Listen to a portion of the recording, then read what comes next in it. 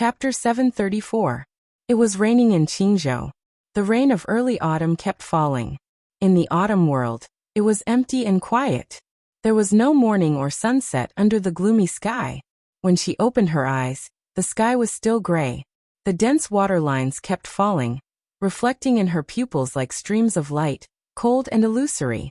Her eyes went from blank to sober, and then she felt a little disappointed. She slowly sat up from the bed. The white blanket slid off her body, revealing her snow-white and soft shoulders. It seemed a little cold. She hugged her shoulders with both hands, bent her knees against the back of the bed, and looked at the autumn rain outside the window. She was in a daze and was silent for a long time. Autumn was a season that could easily affect people's moods. The impact was neither good nor bad. It was not a clear feeling, but it always made people feel strange. The autumn rain was falling. The autumn leaves danced in the wind and rain and fell again. She looked through the window silently, and her heart was a little complicated. It was longing, concern, melancholy, and reluctance. She sat in a daze for a long time until the alarm clock rang. She slowly got out of bed and put on her pajamas. She could vaguely hear the laughter of young people downstairs, carefree and carefree. She glanced down. The students who went to school had already walked out of their homes. A new day had begun, but it was still a little strange. The continuous autumn rain beat on the entire Qingzhou city, and her eyes became calm. This rain this season suddenly made her feel a little homesick. But she already did not know where her home was. She did not know, so she simply did not want to think about it. She took a light breath, turned around, and walked into the bathroom. She brushed her teeth and washed her face, and methodically made herself a simple breakfast. Then she took out a very ordinary black professional suit from the empty wardrobe and changed into it. After all the preparation work was done, there were still 20 minutes before the departure time. She poured herself a glass of warm water, sipped it, and prepared for the interview. Yes, the interview. It was something she had never done before, at least not a month ago. In a month's time, she went to 4 cities and submitted nearly 12 resumes to different companies. After going through 6 interviews after serious consideration, she rejected 5 of the offers and finally chose Qingzhou. Qingzhou was a very ordinary inland city, medium in scale and relatively backward in development. There were no mountains, rivers, or seas in the whole city, not even any landmark enterprises. The only advantage was probably that it was very comfortable, and the pace of life was relatively slow. Such cities were everywhere in Zhongzhou State, and there was nothing noteworthy at all. She rented a house here for $1,000 a month. She rented it for half a year, and then chose a small foreign trade company. She passed the first interview, and today she participated in the second interview. His phone suddenly rang. It wasn't a phone call, but an app notification. The deputy governor of Beihai Province, Chang Wansheng, has been placed on file for investigation by the Beihai Ministry of Supervision for serious violations of discipline. Her eyes were calm and gentle, without the slightest fluctuation. She just quietly drank the warm water and carried a lady's backpack out of the house. There was a brand new electric scooter in the corridor. She touched the electric scooter and looked out the window at the autumn rain. She wrinkled her nose and thought about it. In the end, she gave up and booked a taxi online. When the taxi stopped in front of her, she opened the door and got in. Her voice was clear and quiet as she said softly, "To the Susui Trading Building." The Susui Trading Building really wasn't big. The 5-story office building looked quite old. This was the headquarters of the Susui Trading Group. This company didn't stand out in the whole country, but in Qingzhou, it was second to none. Every time there was an open recruitment, the competition for the positions was fierce. To some extent, those who could pass the first round of interviews and enter the second interview basically had their own merits. But now, looking at the resumes on the table and the people who were going to participate in the second interview, He Yishui's impatience was practically written on her face. He Yishui was the CEO of the Susui Trading Group. She was 31 years old and had just gotten divorced last year. In the entire trading circle of Qingzhou, she was a rather famous career woman. In the recent second interview, one of the positions to be recruited was for her special assistant. She had been looking forward to it, but she hadn't expected that all the candidates she saw would be of this standard. 8 candidates were competing for 4 positions, 3 men and 5 women. He-Shui remembered very clearly that 2 of the male candidates had said their names wrong when they introduced themselves, and the other one was stammering. He-Shui couldn't understand what he was talking about even after talking for a long time. And a few of the female candidates were obviously distracted. One of them had said the wrong college she had graduated from. The entire process of the second interview was a complete disaster in He-Shui's eyes. It was a mess. It wasn't easy for her to get past the 5 candidates. Her heart had completely disappeared. When the 5th candidate walked out of the conference room, she couldn't help but stand up and say, "I still have something to do. I'll take my leave first." Say, don't worry. From their resumes, they seem pretty good. A middle-aged deputy CEO smiled and said softly, "Pretty good." He-Shui raised her eyebrows. She was undoubtedly a very beautiful woman. She was in her early 30s, which was the most beautiful period of a woman. Mature, elegant and calm. It was just that her entire aura seemed a little too fierce when she was working, so much so that it diluted her originally good looks. I can't see what's good about these people. Oh, except for their resumes. I don't even know how they passed the first round of interviews. Who was in charge of the first round of interviews? I need an explanation. He-Shui's voice was filled with undisguised displeasure. I was in charge of the first round of interviews. The middle-aged deputy CEO who had spoken just now smiled and said, "CEO, the performance of those people just now wasn't very good, but it's understandable. Their state today is really a little unjust." Huh? He-Shui raised her eyebrows. "I said that there was a candidate in the second round today who had a very good image." The deputy CEO chuckled with obvious appreciation and even amazement in his eyes. "Very, very good. These people's mentality is probably affected." He-Shui knew about this. Part of the reason why she came here today was also because of this. But if it was said that the image of the competitors had caused the mentality of those candidates to be out of balance, she inevitably felt a little ridiculous. Is it so exaggerated? How good can the image be? The resumes are on the table.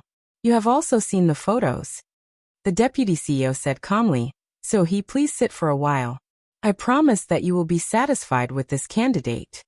He-Shui thought for a moment, sat down slowly, and flipped through the last resume. There was a very formal 1-inch photo on the resume. The young woman in the photo did have bright eyes and white teeth. But through this simple and formal 1-inch photo, what she could see was really limited. She shook her head and said, "Directly invite this candidate in." The deputy CEO nodded and turned on the loudspeaker beside him. At this moment, even his voice unconsciously became soft. Number 6, Li Mutong. He-Shui quickly lowered her head and looked at the resume again. Li Mutong, female, 23 years old, graduated from the finance department of Beihai University. Work experience, none. Intended position, clerk. She raised her eyebrows and raised her head. The glass door of the conference room was pushed open. A tall and slim figure walked in. He-Shui's eyes flashed a touch of astonishment, and then she was completely stunned. She didn't even hear the smile on the other side's face. The deputy CEO said that the candidate had a good image. Only when she saw Li Mutong in person did He-Shui understand what this sentence meant. Exquisite short hair, beautiful face, clean eyes, simple dress, she was quiet. She stood there, but her whole body seemed to be glowing, which made people involuntarily focus their eyes on her. At this moment, He-Shui couldn't even describe her feelings. Even as a woman, she had to admit that she had never seen such a beautiful person of the same sex, especially the temperament of the other party. He-Shui looked down at the resume again. 23 years old. She took a deep breath, and her eyes gradually lit up. The other party was very young, but she couldn't see the slightest childishness from her. It was a kind of indescribable maturity and elegance, but also full of vitality, quiet, indifferent, calm, and strong. Almost in an instant, He-Shui was completely conquered by the other party's image. This was the person that Su-Shui wanted, even if she didn't know anything. At this moment, He-Shui really thought so. Her eyes became extremely soft. She noticed that the other party's calm but not aggressive eyes were looking at her. As the CEO, she blushed and coughed. Hello, Miss Li Mutong. Hello. Li Mutong looked at her and said softly. He Ishui took a deep breath, calmed herself down, and said in a softer tone, Please introduce yourself. Okay. She nodded. I graduated from the finance department of Beihai University, and I have a certain understanding of foreign trade. I am proficient in 4 languages, Chinese, English, Snow Country, and Germanic, and her introduction was concise but not general. Perhaps because of her beautiful voice, when she finished, the company leaders in charge of the interview all felt a little sorry. The impulse in He Ishui's heart became a reality. She just asked a question that didn't have much to do with work. Miss Li Mutong, are you married? Do you have a boyfriend? Her bright eyes seemed to dim for a moment, and she shook her head gently. No, I don't have a boyfriend. Ishui nodded. She didn't even ask for the consent of others. She said seriously, Miss Li Mutong, I can confirm that you are the talent that our company needs. We can handle the employment procedures for you right away. In the future, I hope that you can be my special assistant. What do you think? Li Mutong was stunned, and she said softly, I applied for the position of a clerk. I think it suits me very well. Ishui frowned. The 4 positions that were recruited were the CEO's special assistant, financial assistant, business manager, and clerk. In her mind, Li Mutong in front of her could take any role. She didn't know why she chose a clerk. Was it because she had no work experience? When she was about to speak, Li Mutong smiled. I insist. Oh, okay. Okay. He Ishui was stunned, and she took the initiative to reach out her hand. Then, welcome to Su Shui. Thank you. Li Mutong smiled. He Ishui no longer had the slightest interest in the second interview. She smiled and said, Let's go. I'll take you to handle the employment procedures. You can start work tomorrow. By the way, let's exchange numbers. Where do you live? In the constant questioning, the 2 of them walked out one after another. With He Ishui's personal accompaniment, the employment procedures were completed very quickly. When Li Mutong walked out of the Su Shui trading building with the work pass, the autumn rain was still falling endlessly. She looked up at the rainy sky. After a moment of silence, she gently raised her hand and hung the light blue work pass on her snow-white neck. Under the autumn rain, she smiled extremely brightly. All the burdens and entanglements seemed to have completely left her. She turned her back to the place where she was going to work, facing the autumn wind and rain, and opened her hands. So relaxed. Like a new life. Chapter 735. The helicopter slowly lowered its altitude in the pure blue sky. Below was a delicate and beautiful small town that almost looked like a telephone. The town was not big, without industrial pollution or dense traffic. The autumn leaves fell on the flat streets, with a touch of messy beauty, but the whole city was extremely clean. Villas were scattered in picturesque places, and large areas of greenery surrounded the whole city. The continuous green color and yellow leaves extended all the way to the end of the small town. The spectacular white waterfall gushed out of the mountain and fell down, turning into a clear lake around the city. The quiet and beautiful town surrounded by the lake seemed elegant, as if it had been forgotten by the whole world. This is the best world of mortals. Qin Weibai looked down at the scene through the window of the cabin, and a touch of longing flashed on her perfect face. No disputes, no calculations, no fatigue, and no struggle. If you don't want to do something, then don't do it. Real freedom, peace, and joy. It's too idealistic.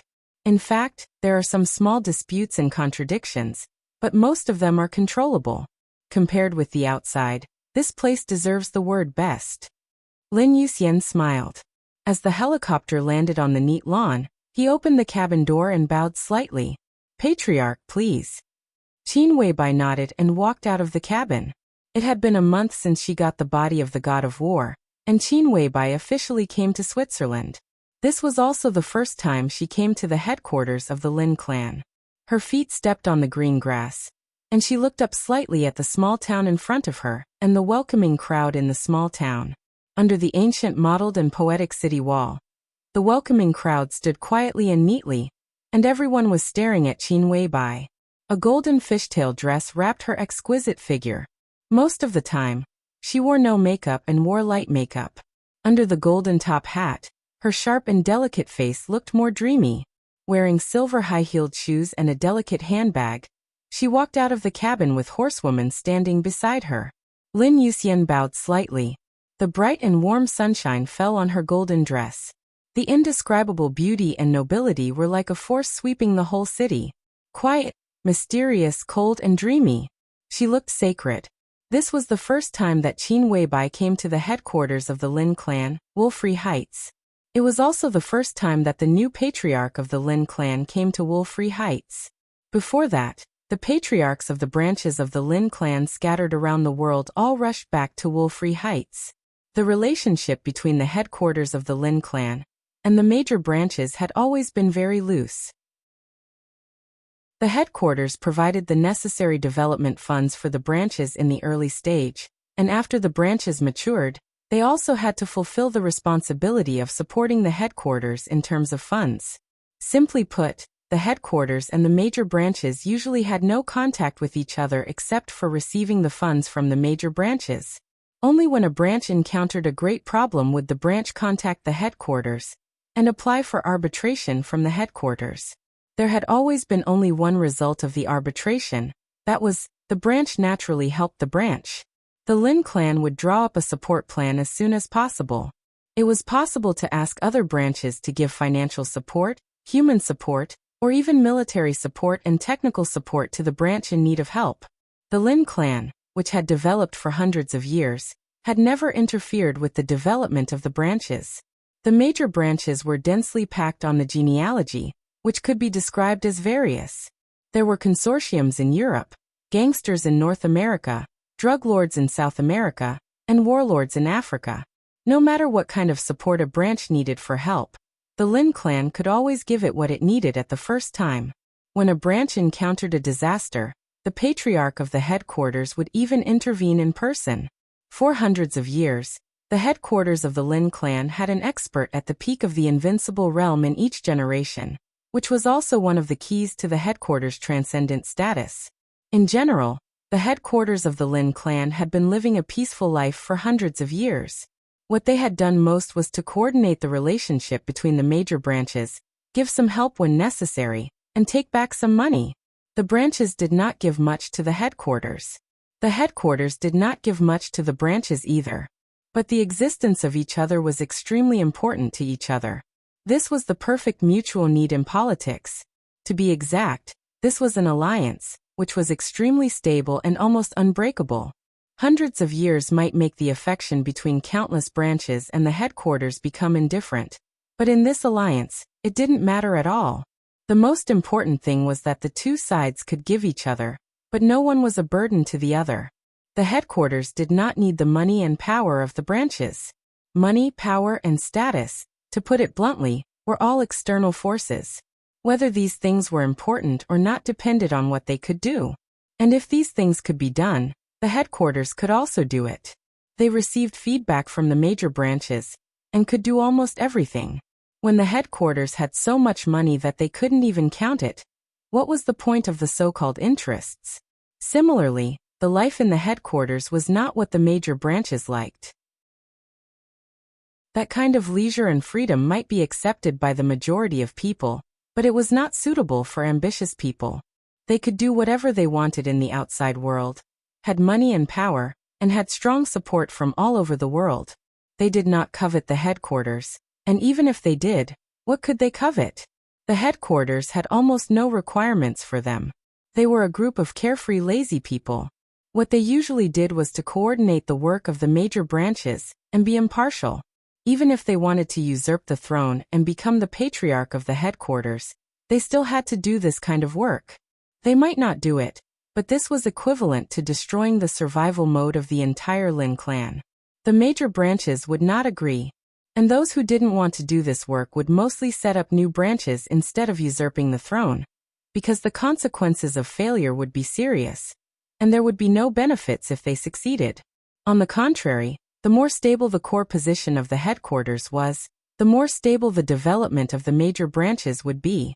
This was a real win-win situation.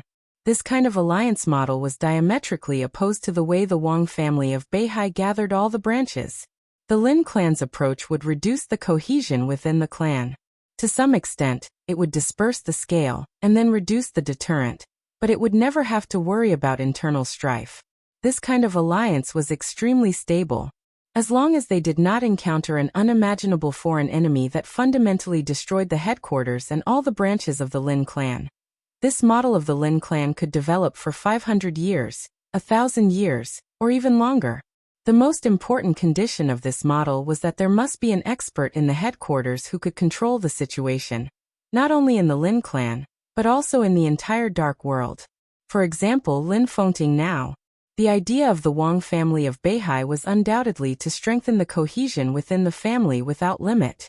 In the entire Beihai province, there were 7 sword-holding families, and dozens of branches of the Wang family of Beihai were all gathered together.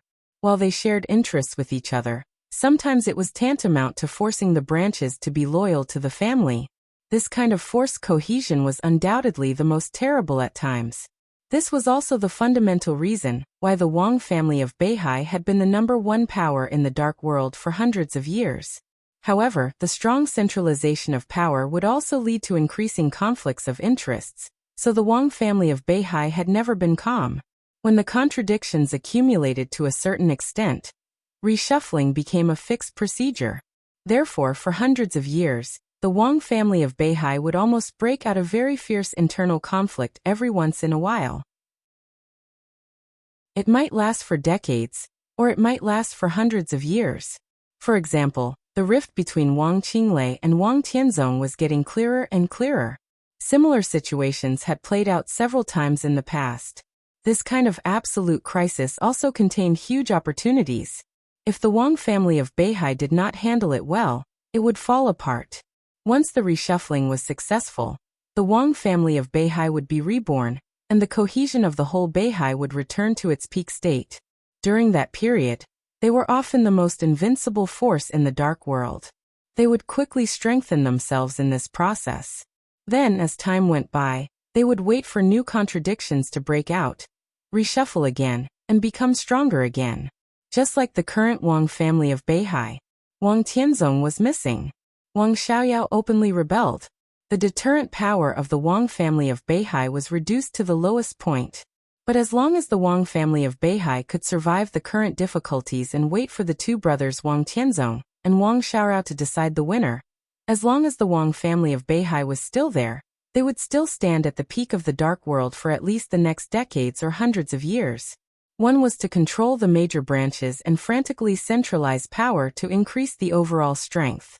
The other was to let all the branches go. And most of the time, they did not care about anything and stood aloof from the world. These were the 2 completely different development models of the Wang family and the Lin clan. Qin Weibai could not tell the difference between the 2 development models, but she could clearly see that they were 2 different development concepts. It was like seeing the characters of the ancestors of the Wang family and the Lin clan. This was the origin of the 2 families, and it was also the development model that continued to this day. The first chosen one of the Wang family of Beihai always believed in his family. He thought that the whole could defeat everything by gathering all the forces. So there was the current Wang family of Beihai. For hundreds of years, there were ups and downs. Even if it was temporarily underestimated, it still had the power to return to the peak. The first war god of the Lin clan always believed in individuals. He believed that an invincible individual could sweep the whole world. So there was the current Lin clan. The headquarters maintained an absolute high-end combat capability and stood aloof from the world. The branches developed freely. For hundreds of years, they had no ups and downs, never fell into underestimation, and never set foot on the peak. They had always stood in a position that was within reach of the peak, neither advancing nor retreating. Their stability was chilling. Qin Weibai stood there quietly. No one knew what she was thinking in such a short time. The heads and representatives of the major branches of the Lin clan also stood quietly, looking at their new patriarch. She was not an invincible realm expert. But this was the choice of Lin Fengting, the strongest expert in the dark world. Qin Weibai took a step forward. Golden dress, silver shoes, perfect face, dreamlike, sacred and noble. Hello. Her voice sounded in front of Worry-Free Villa, clear and light. Everyone bowed slightly at the same time. Patriarch. Qin Weibai nodded. Let's go back and talk. She walked to the city gate. She said go back, not go in. It seemed that from this moment on, she had officially entered the role of the patriarch. It might take a long time to think, but a decision often took only a moment. She was the patriarch of the Lin clan, and the direction of the Lin clan for the next few decades would be controlled by her. Judging from the current situation in the dark world, the Lin clan was in a really good situation. Because Lin Fengting's realm was too high. Wang Tianzong's injury could not be healed in a short time. The same was true of Li Kuangtu. Lin Fengting was the only one who had broken through the peak of the invincible realm, and could restore a certain amount of combat capability in a short time. This time, the peak of the entire dark world was really in front of the Lin clan. As long as they reached out, they could replace the position of the Wang family of Beihai. Qin Weibai didn't know if the Lin clan had such an opportunity in history, but in the face of this opportunity, she finally chose to give it up. She chose to follow the original direction of the Lin clan, and stood in a position close to the peak, neither moving forward nor retreating. This might be what Lin Fengting hoped. He didn't mind that Qin Weibai used the resources of the Lin clan to support Li Tianlan and Emperor Dong's palace. But the basic attitude of the headquarters of the Lin clan to stand aloof from the world could not be changed. How to operate it was Qin Weibai's own business. There were very few tall buildings in Worry-Free Villa. The so-called tall buildings here were buildings that were more than 6 floors above the ground. The autumn sunshine fell evenly on this small town that stood aloof from the world. The autumn wind blew, and the fallen leaves on the ground seemed to be lazy. Qin Weibai got into a custom-made black car. There were 4 people in the car, including horsewomen. One of them was a female driver and bodyguard, about 30 years old. She looked ordinary, but her expression was extremely focused. The other was a secretary assistant, a little younger, who was responsible for helping Qin Weibai deal with the daily affairs of the Lin clan. This was all arranged by the Lin clan, so Qin Weibai didn't say much. The mighty welcome motorcade drove into the gate of Worry-Free Villa, and entered an extremely wide welcome avenue.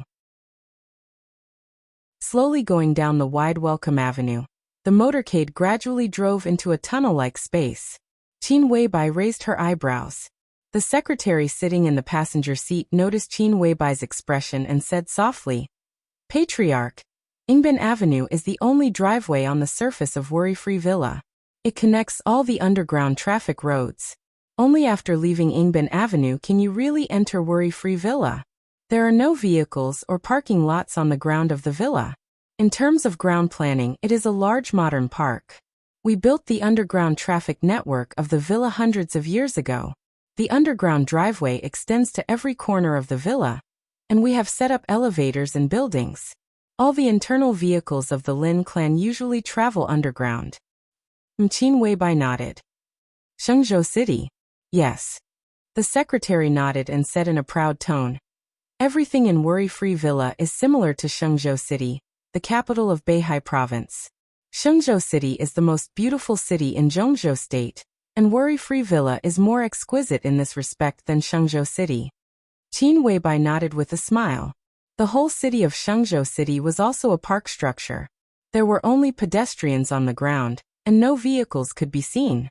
The Wang family of Beihai used a lot of money to build all the traffic roads in Shenzhou City.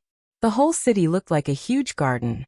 This multi-level urban structure meant that there were no so-called driveways in the whole city, only sidewalks.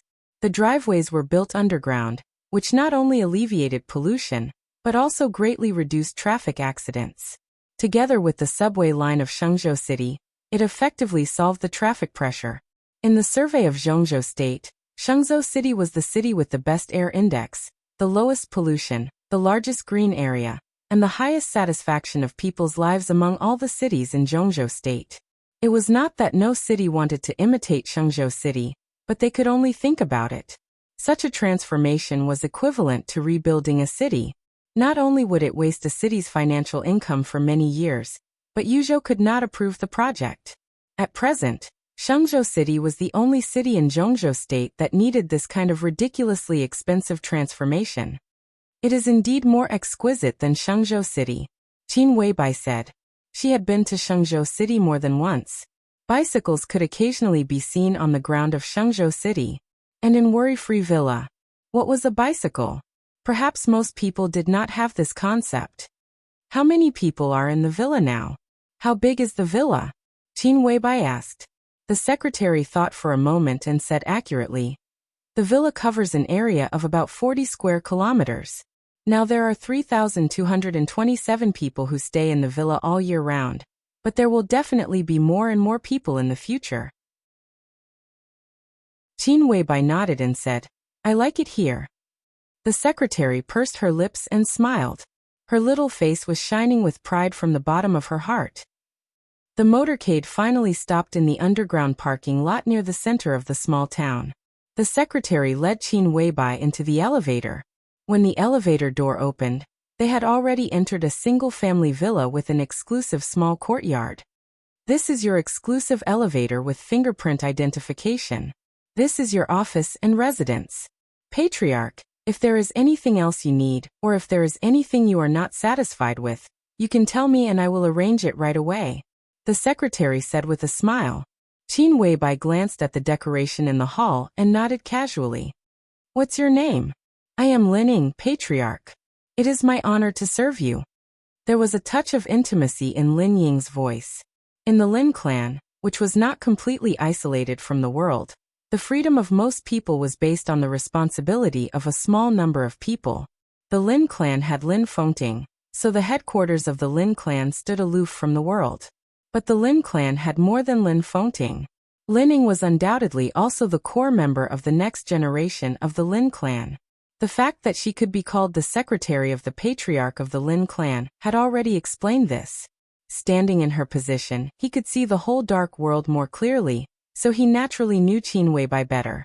That kind of perfection, that kind of coldness, that kind of dreamy, that kind of wisdom, that kind of strength, that kind of expression.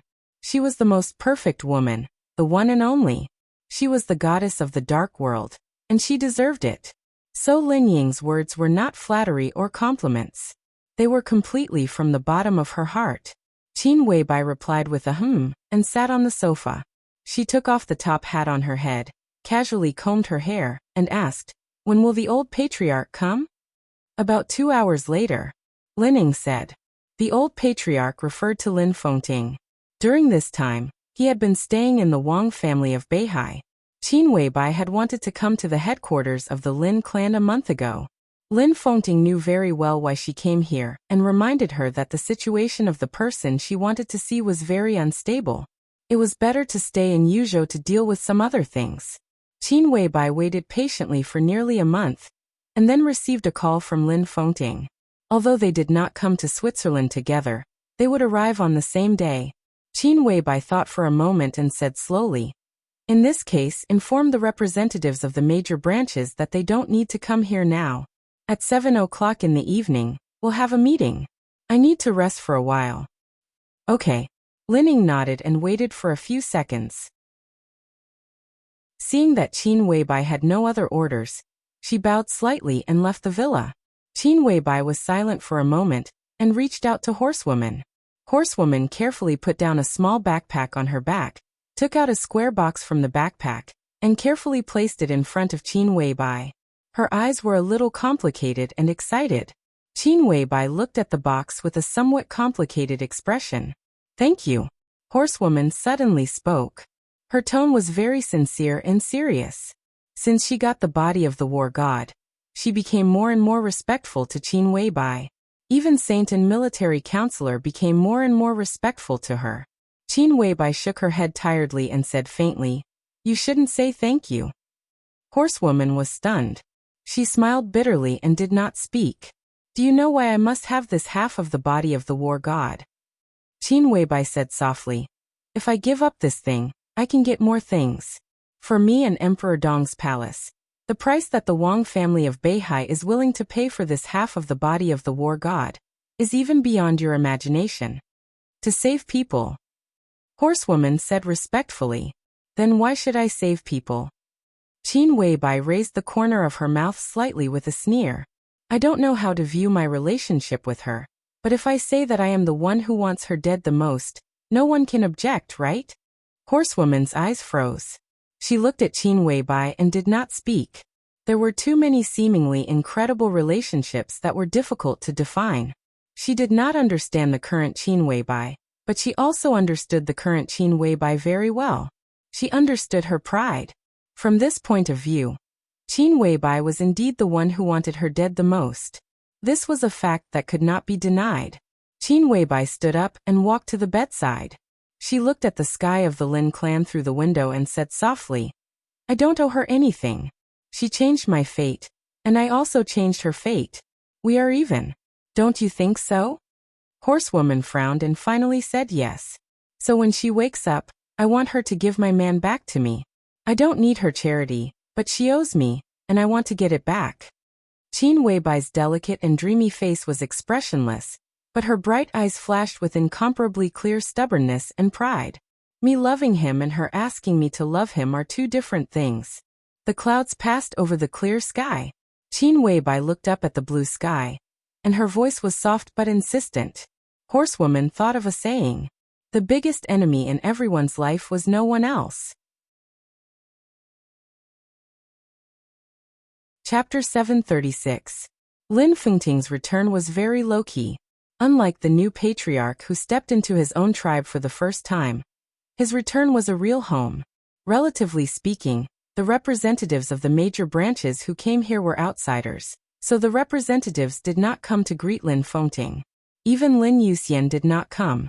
Only Qin Weibai stood on the grass outside the city with Horsewoman, watching the helicopter landing slowly and waiting silently. The helicopter landed in front of them. The roaring wind made Qin Weibai's long hair dance wildly. In the cold wind, Qin Weibai took a few steps forward. The sound of the wind faded. The door of the cabin opened. Lin Fengting, who was a little pale but in good spirits, came out and looked at Qin Weibai with a smile. Welcome back. Qin Weibai's tone was calm and natural. She stretched out her hand to Lin Fengting. Lin Fengting nodded with a smile. Looking at the tender white hand that she stretched out naturally, he raised his eyebrows slightly and looked at Qin Weibai with playful eyes. I don't have so many problems with her. Qin Weibai said. It's really surprising. Lin Fengting smiled and held Qin Weibai's palm. He quietly looked at the sky of his family and was silent for a while. Then he whispered, It's better to be at home. I don't feel anything outside. Only when I come back can I feel tired. Qin Weibai said calmly, Thank you for your hard work, sir. Lin Fengting suddenly smiled and said, Patriarch, let me introduce a friend to you. He turned to look at the cabin. At the door of the cabin, a young woman in a white antibacterial suit walked out of the cabin door and saw Qin Weibai. Qin Weibai raised her eyebrows little by little. Her face was too delicate. This small movement did not destroy her beauty, but it made her suddenly more indescribable fierceness and strength. She looked at her charming silver eyes and was silent for a while. Then she said, Beihai Silver Eyes? Nice to meet you, Boss Qin. Naylan Shuring's tone was indifferent. It was not the kind of indifference that kept people 1,000 miles away, but a kind of indifference that did not care about anything. She lived in the core area of Mount Dibbing all year round, and was one of the most mysterious core members of the Wang family of Beihai. She did not know why Qin Weibai knew her, and she did not want to know. One after another, figures in white antibacterial suits came out from behind Naylan Shuring. 3 men and 3 women, most of them middle-aged. Wang Junyi, Chen He Situya Song Qiu, Naylan Lingfeng Childhood. Qin Weibai's eyes swept over them one by one. Hello, doctors of Team 002. Naylan Shuring's silver pupils suddenly shrank. The expressions of the 6 people behind her changed drastically. Everyone looked at Qin Weibai as if they had seen a ghost. Not a human, damn it. It was a ghost. They were the top researchers in the Beihai Biological Laboratory. The Wang family of Beihai had the strictest confidentiality measures for such top talents in a certain field. But now it seemed that the so-called confidentiality measures were nothing in front of Qin Weibai. She not only called out their names, but also directly called out their team number in the Wang family of Beihai Biological Laboratory. They didn't even dare to think about what this meant. Lin Fengting's expression also changed slightly before returning to normal. You want to save her? Qin Weibai glanced at Lin Fengting and said lightly, aren't you here to save people as well? Lin Fengting said with a smile. Qin Weibai snorted and looked at Nalan Shuriying and Team 002 in front of her. What do you mean? To get a grasp of the situation. Team 002 will stay here. Lin Fengting said seriously. In this matter, the Beihai family is very sincere. The Wang family of Beihai is very sincere. They are really generous, Qin Weibai said calmly. There were many teams in the biological laboratory of the Wang family of Beihai. There were 6 people in a group, and they were arranged according to their serial numbers. The order was clear and straightforward. The number at the front also indicated the importance and professional quality of the team in the laboratory. The 000 team was the team that developed the body of the war god. They were undoubtedly extremely important, but they also had strong limitations. Their life work had nothing to do with the research of other gene potions. The only thing they were responsible for was the body of the war god. As the leader of this generation of the biological laboratory of the Wang family of Beihai, Team 001 was led by Silver Eyes Nalan Shuriying of Beihai. Everyone in the team was a treasure to the Wang family of Beihai. They mainly developed the 3rd generation of immortality potions, and improved some other cutting-edge potions of the Wang family of Beihai. The 002 team was the top main force of the biological laboratory. In terms of professionalism, they might not be as professional as 001, but they were extremely knowledgeable. They had no specific projects. Their biggest job was research and development. They developed new gene potions, made and improved existing potions, determined the use of some rare medicinal materials, and sometimes worked together with the 001 team to overcome technical bottlenecks. The 002 team was the real core of the Wang family of Beihai's biological laboratory. They were the link between the previous and the next. The Wang family of Beihai sent the 002 team to Warefree Heights this time, which showed their sincerity. You can think of it as the Wang family of Beihai's self-redemption. Lin Fengting said with a smile. Qin Weibai nodded to Nalan Shuriying, turned to her car and said slowly, Summer Solstice doesn't think so. Oh. Lin Fengting smiled gently. They are not sinners and don't need redemption. At least Summer Solstice doesn't think that the Wang family of Beihai is a sinner. In fact, they are not. Such great sincerity is nothing more than to increase the bargaining chips for compromise in the future. Qin Weibai opened the door and looked at Lin Fengting. Shall we go there now? Of course, every second counts. Lin Fengting took a deep breath, nodded, and sat in the passenger seat. Nalan Shuriying had already taken the 002 team into a business car. The car started slowly, entered the underground driveway of Warefree Heights, and stopped near the edge of the city. Lin Fengting personally led the way and entered his own villa. They took the special elevator. They entered the password. The elevator sank all the way for nearly 10 seconds before it stopped. Voice verification. Fingerprint verification. Body scan. Pupil scan. 3rd level password verification. After a series of tedious processes, the elevator door finally opened. What appeared in front of everyone was a metal passage shrouded in soft light. Is this the biological laboratory of the Lin clan? Nalan Shuriying, who had been silent, asked curiously. Yes. Lin Fengting nodded. Compared with the laboratory of the Wang family of Beihai, the scale is still a little smaller, and the equipment is slightly worse. The new equipment from the Wang family of Beihai is already on the way, and it will take about a week to arrive. Nalan Shuriying followed Lin Fengting out of the elevator, frowned, and said, Only the new equipment in Beihai can record the most detailed data of the injured's body. The data of the current equipment may be biased. The deviation won't be very big. Dr. Nalan, I'll have to trouble you for the next week. When the new equipment arrives, we will give you the detailed data of the injured as soon as possible. Then someone will pick you up and take you to Xianyuan City in Tiannan. Lin Fengting said in a gentle voice. Nalan Shuriying hesitated and nodded. Xianyuan City in Tiannan. That was where she would work in the future. She would work for Dong Huang, who had been imprisoned in the desert prison, instead of for the Wang family of Beihai. This was the deal between Li Tianlan and Summer Solstice. Or it could be said that it was one of the terms of the compromise of the Wang family of Beihai. She would leave Beihai and build a new biological laboratory for Emperor Dong's palace with several core technologies in the biological laboratory. This process would last for 10 years.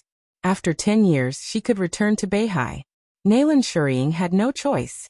The group of people walked on the flat metal path. The more they walked forward, the more silent Qin Weibai became.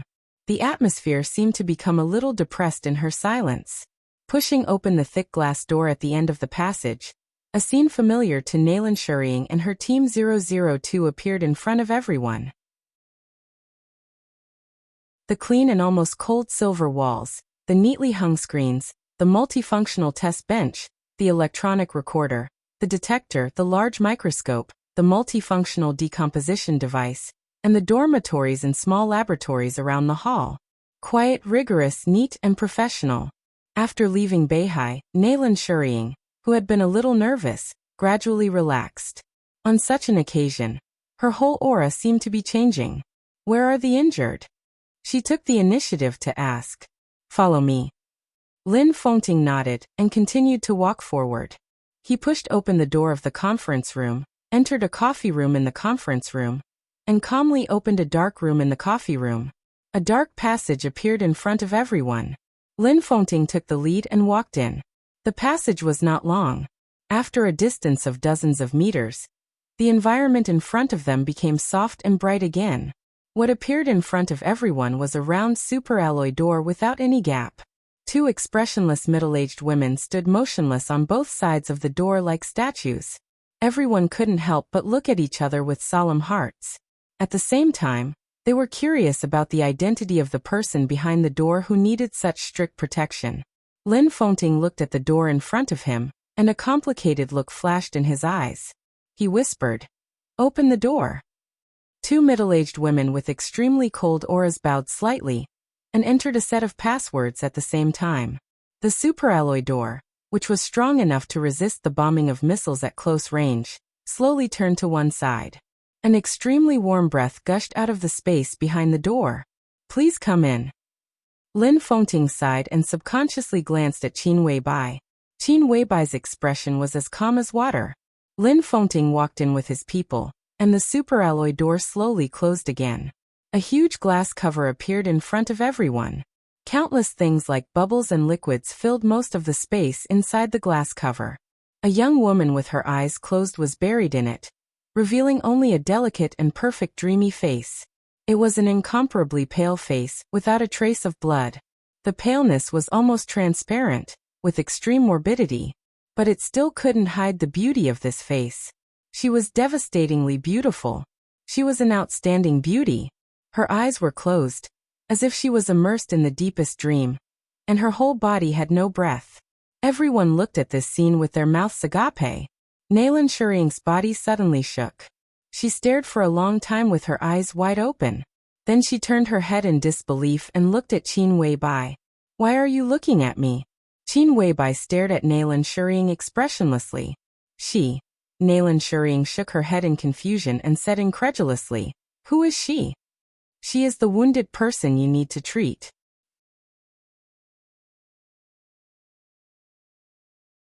Chapter 737. Naylan Shuriying turned her head again, looked at the woman in the glass cover, and took a deep breath. Countless incredible and absurd ideas kept flashing in her mind, and finally turned into disbelief. She took 2 steps forward subconsciously, and reached out to touch the glass cover in front of her. Her eyes were a little dazed. The person in the cover lay quietly inside. Her pale, almost transparent, perfect face looked extremely delicate. She restrained her sharpness and extinguished her consciousness. That kind of fragility and helplessness were displayed in front of everyone's eyes. But she gave people a serene feeling. If death was an eternal sinking, she must have been really willing before falling into the darkness.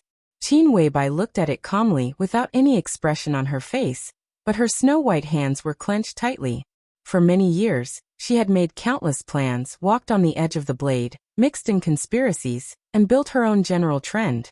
The trip to Europe, the Samsara Palace, the 12 Supermasters, the extermination of Night Spirit, the Blue Sky Underworld, the Emperor Weapons Mountain, the decisive battle in Heaven Capital, the chaos in Eastern Europe, the Judgment Day, the Termination Day, Mormons, and the Eternal Sword. She said she had been happy. Qin Weibai believed her. But every time Qin Weibai saw her, she planned all of this in an extremely cautious manner. The strength that she showed to the outside world on the basis of countless plans made her an extremely dazzling woman in the dark world. But every time Qin Weibai saw her, she could only feel the extreme sense of exhaustion and expectation from her. She had really used up all her means, all her trump cards, and offered everything she had. The end of Eastern Europe, and the end of the dark world. In the frenzied general trend, she personally pierced his chest, stained with blood, with all she had, what she missed, and what she was attached to, all her deep feelings and reluctance. Rising. Burning. The eternal sword. Countless obsessions completely ended at that moment. She seemed to have let go of a lot of things, but there was only one thing she could not let go. But it didn't matter. The entire dark world was almost buried with her. She officially took away an era. The shadows dissipated, the wind and rain stopped, and a sky without shadows was shrouding the person she could not let go of the most. He had his own radiance. All the meeting darkness was her own darkness. Qin Weibai took a deep breath and murmured softly, "How can you be so important?" Horsewoman and Lin Fengting glanced at her at the same time. Qin Weibai's voice gradually grew louder. "Why are you so important?" The knight's expression changed. Lin Fengting narrowed his eyes. Qin Weibai walked to the glass cover and looked at the transparent figure inside, who could be said to be infinitely close to death. She said very seriously, "I'm not convinced." The woman in the glass cover closed her eyes and did not respond. She was like the most exquisite and perfect work of art. Quiet, beautiful, gorgeous, dreamy, but without the slightest vitality.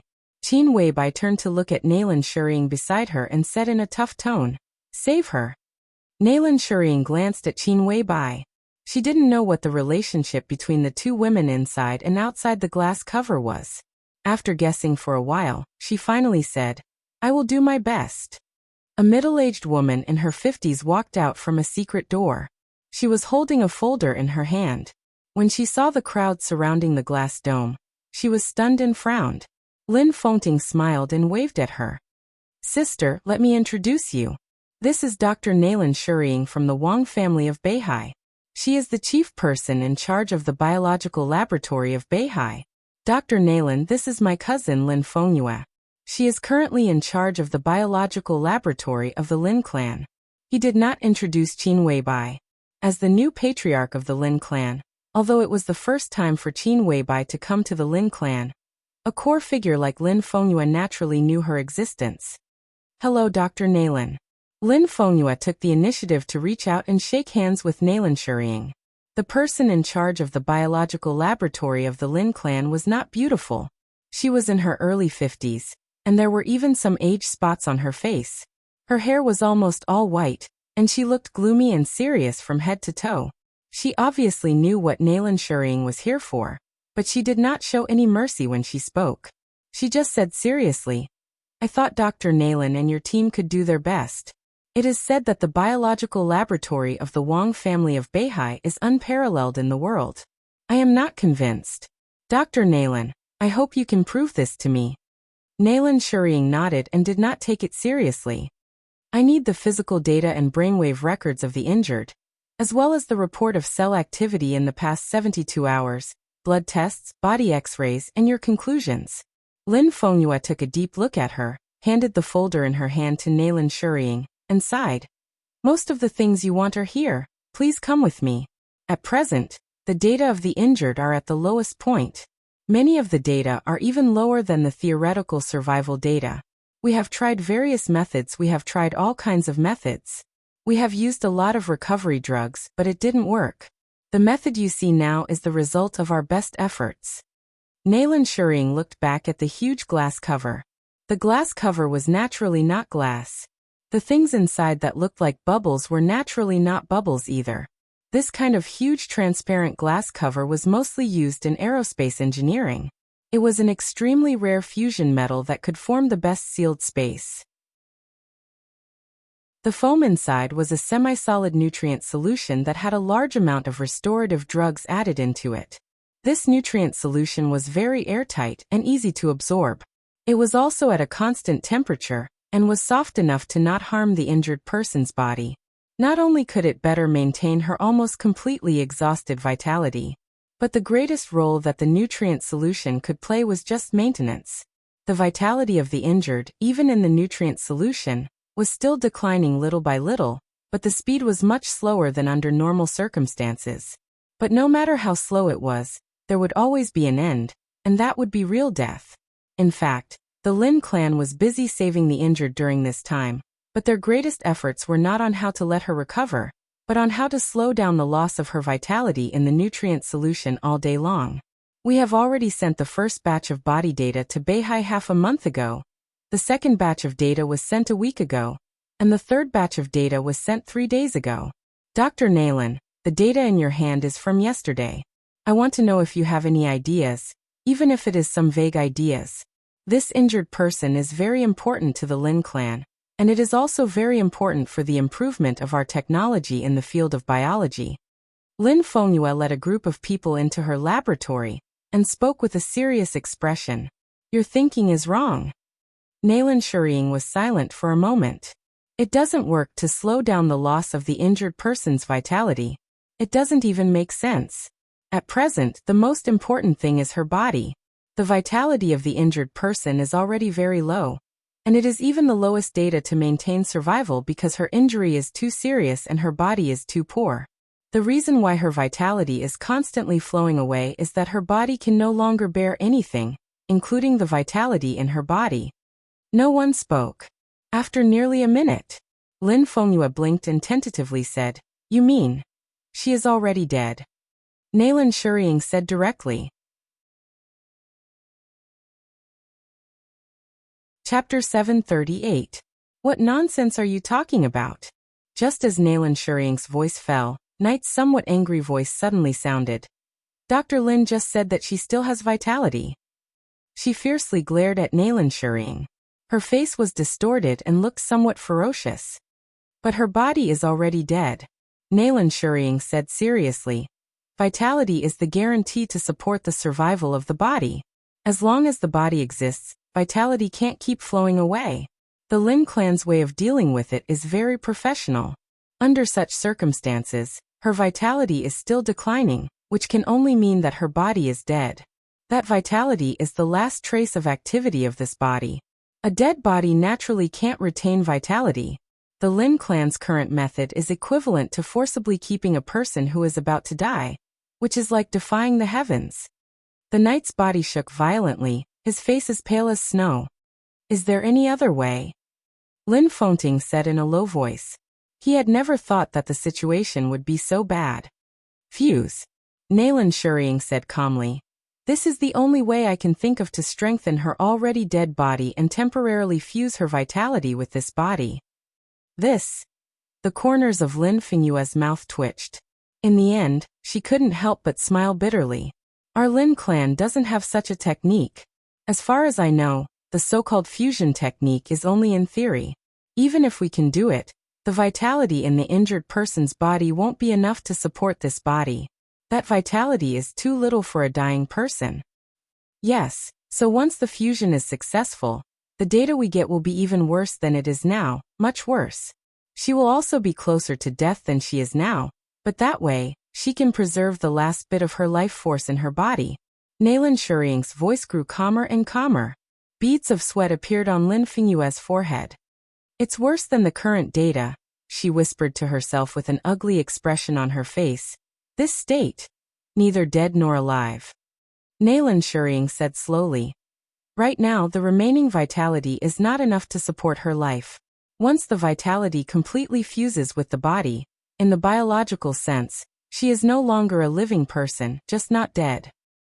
How to fuse them? Lin Fengyue shook her head and said, There's no time. Nalan Shuring turned to look at Qin Weibai. Before I came here, Aunt Xiaji told me that you have half a body of the war god? She asked softly. The body of the god of war. Lin Fengting was stunned. Even he didn't know what it was. Qin Weibai glanced at Horsewoman. The knight took out the small square box from his bag and handed it to Nalan Shuring. Are you confident? Qin Weibai said solemnly. It's not a matter of confidence. Nalan Shuring shook her head. This is the only solution. But after the fusion, what's the difference between her and being dead? Qin Weibai's tone was almost interrogative. Perhaps even she herself did not know that her current mood was quite sensitive and agitated. The biggest difference is that she's not dead. Nalan Shuring said honestly. This explanation was so powerful that Qin Weibai was speechless for a moment. She was not dead. That was the difference. However, the injured after the fusion was no longer considered to be alive. What I need is to heal her and make her recover. Qin Weibai said coldly. After the fusion, it's just to keep her from dying completely. This is the first step. The second step is activation. Nalan Shuring said calmly. Activation. Qin Weibai's eyes lit up. The third generation of eternal life? Have you succeeded? Nalan Shuring gave her a strange look and narrowed her eyes. No matter how indifferent she was to the world, she could not help but be curious at this time. The other party could call out the names of everyone in Team 002, and the moment she mentioned activation, she could think of the top secret of the Wang family of Beihai, the third generation of eternal life. How much did she know about the biological laboratory of Beihai? The main function of the body of the war god was fusion, which doubled the body's endurance. The third generation of eternal life activated vitality and doubled it. This was the method that Nalan Shuring thought of. First, she used the body of the war god to integrate the vitality of the injured with her body, and then used the third generation of eternal life to completely activate the vitality in her body to achieve the expected state of awakening. Then there was a long period of cultivation and recovery. This was also the only feasible way at present. At present, the half of the body of the war god is only a semi-finished product and can only be fused. As for strengthening the body's endurance, the effect is much weaker. The third generation of eternal life also has many technical bottlenecks, even more than the bottlenecks of the body of the war god. Nalan Shuring said softly. So, Qin Weibai narrowed her eyes. So drag it on. Nalan Shuring said, first fuse so that she will not die, and then wait. Wait for the third generation of eternal life. Qin Weibai's body trembled, and she said hoarsely, how long do we have to wait? I don't know. Nalan Shuring shook her head.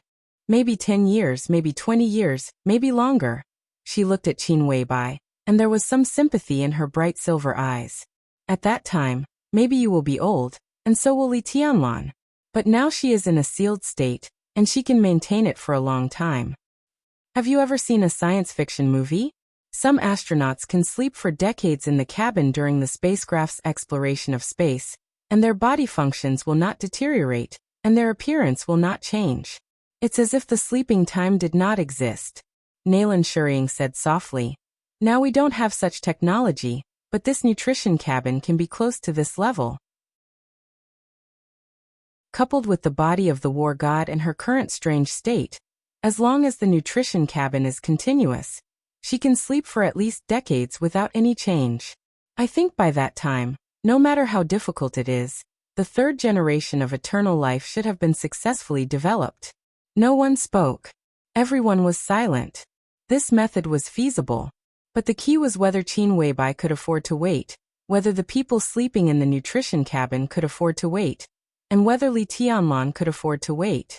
When they woke up, countless eras might have passed. Everyone they cared about, loved, and cared about would have become old, or even become yellow soil in history. What did it feel like? Regardless of whether it was to those who were waiting or those who were asleep, this was an unimaginable cruelty. Qin Weibai stood there and was silent for a long time. It won't be that long. A tired voice suddenly sounded. Lin Fengting looked at Nalan Shuring.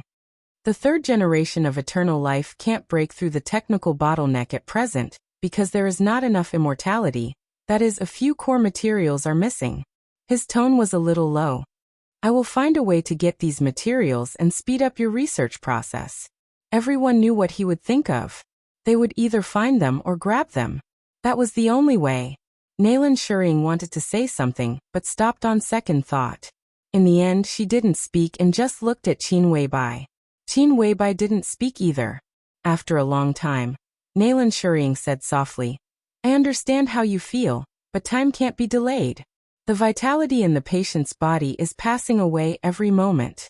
The later the decision is made, the worse her condition will be after the fusion. Lin Fengting looked at Qin Weibai, and then at Nalan Shuring. He frowned slightly and didn't speak. Qin Weibai raised her head and slowly glanced at everyone. After a long time she nodded and said, I see. She slowly turned around and walked out of the laboratory. Her back was still slim and perfect, but it seemed to be covered with a layer of exhaustion. I see. Nalan Shuring was stunned and stood still. The door of the small laboratory slowly closed. Nalan Shuring turned to look at Lin Fengting. Lin Fengting narrowed his eyes and looked at her. His eyes were extremely sharp, as if they were warm, but also cold. Nalan Shuring subconsciously avoided his eyes. Her heart is a little confused.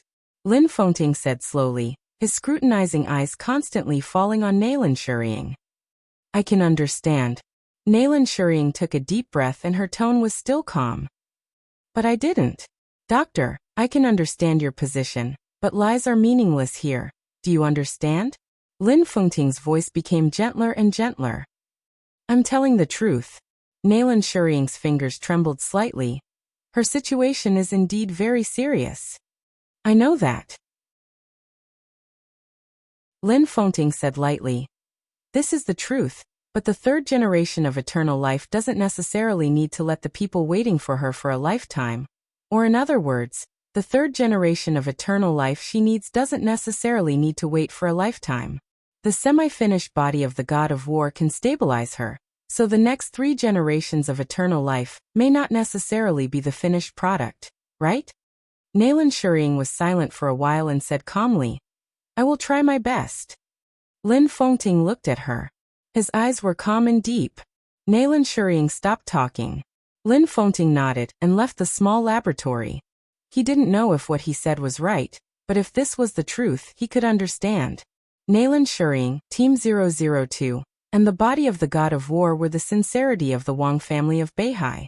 Maybe it was not the so-called redemption, but they really wanted to protect themselves. Once Li Tianlan walked out of the desert prison, the development of Emperor Dong's palace would be unstoppable in a short time.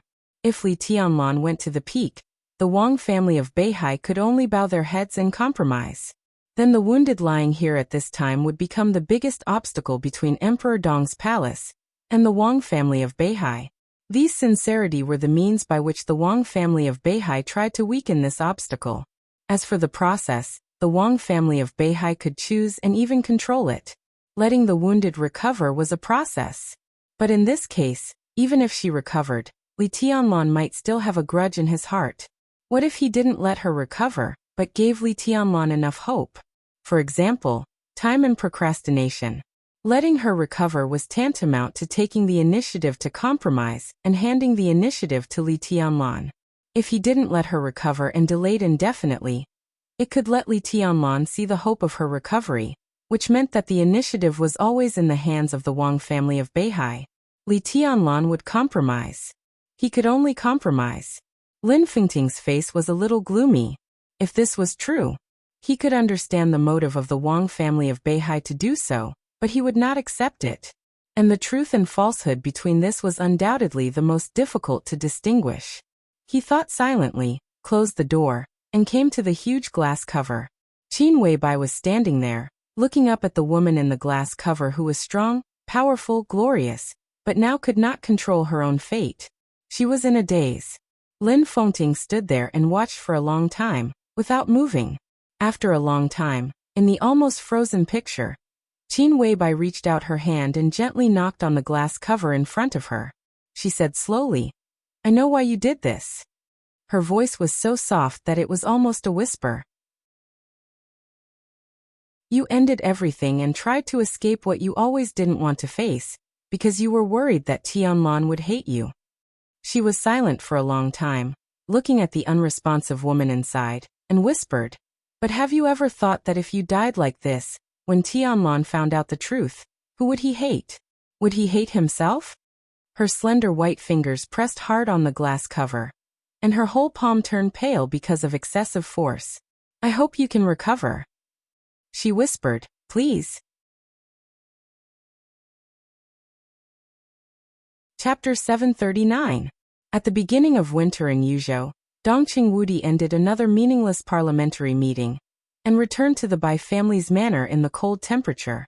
It seemed that because of the season, the Bai family's manor was getting colder and colder. The large manor looked luxurious, but it was almost desolate.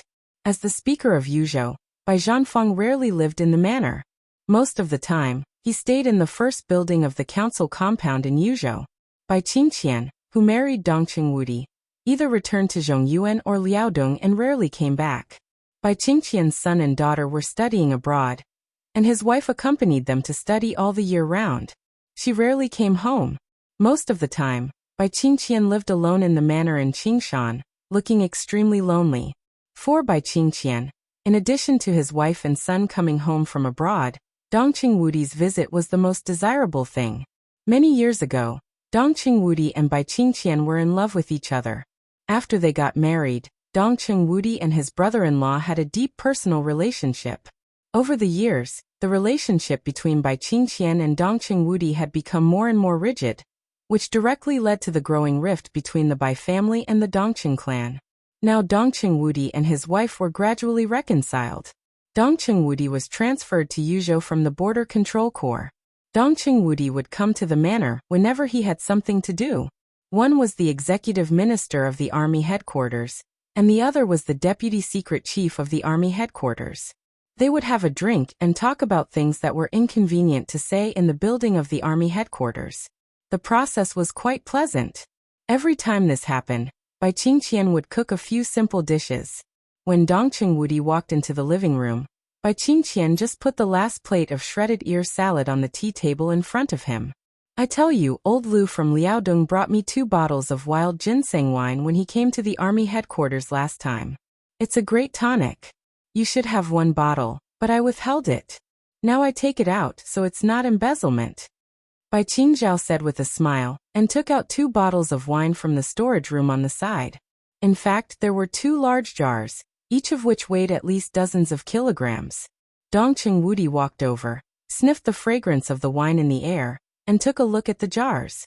There were some wild ginseng and some other precious medicinal materials soaked in the jars, giving off a very mellow smell.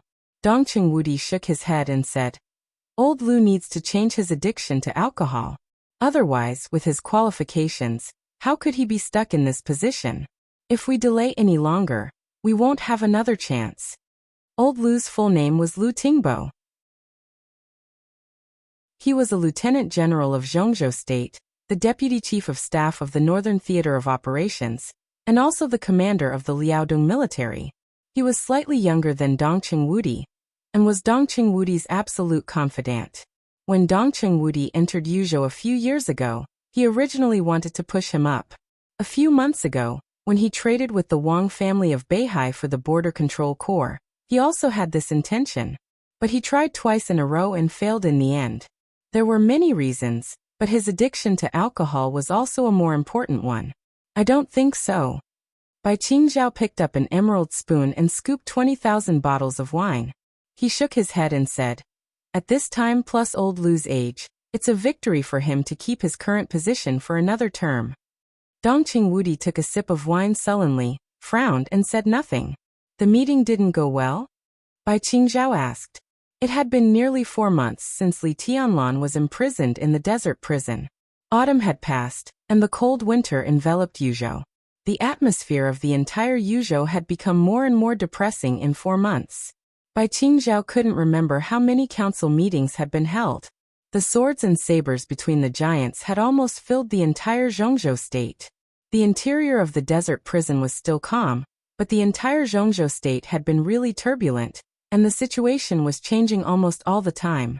Today, Qi Baitsong was invited to attend the meeting. Dongqing Wudi was silent for a while, then said in a low voice. Bai Qingzhao suddenly raised his eyebrows, feeling a little surprised. Qi Baitsong was Qi Mulin's adoptive father, the top boss behind the Special Warfare Group, and the former minister of the army headquarters. It should have been a big deal that he was invited to attend the meeting of the giants. As the deputy secret minister of the army headquarters, it was impossible for Bai Qingzhao not to know the news. But in fact he really didn't receive any notice. The task force. Bai Qingzhao gently tested the waters. Humph. Dongqing Wudi snorted and said gloomily. The reports are all the same. There is no concrete evidence. I suggest that Tianlan continue to be imprisoned. Bai Qingzhao nodded. This was a normal phenomenon. In fact, suggesting that Li Tianlan continue to be imprisoned was the protection of the giant group and the Southeast group for him.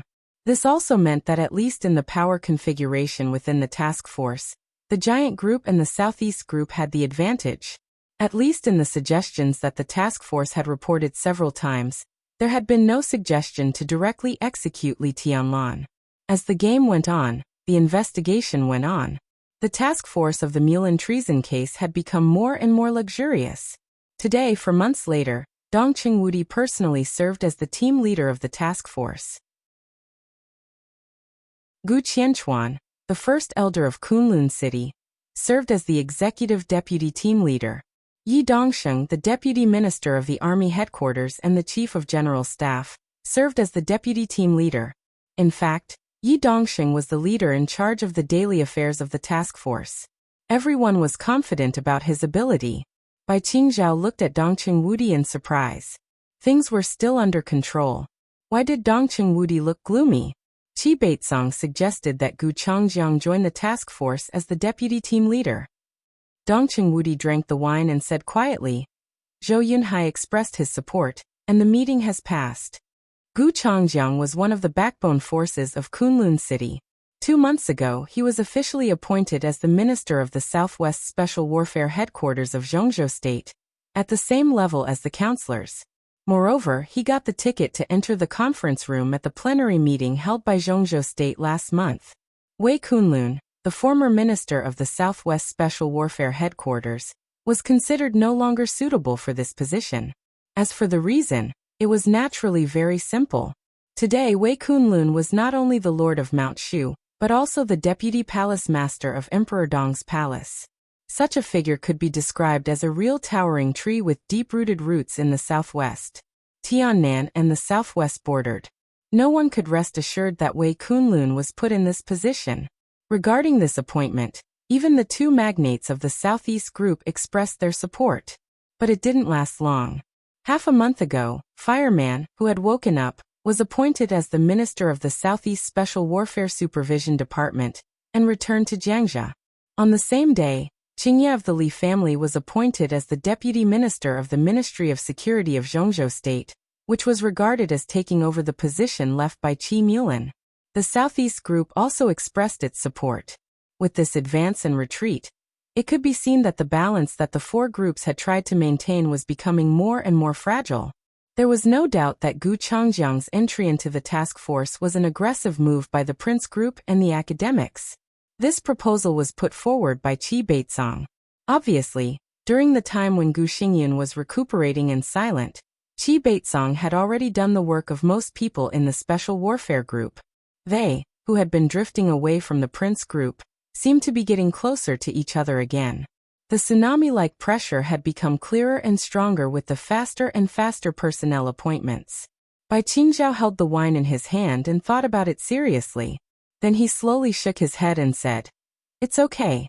Yi Dongsheng can stand it." There was no doubt about Yi Dongsheng's ability, and none of the major groups would doubt it.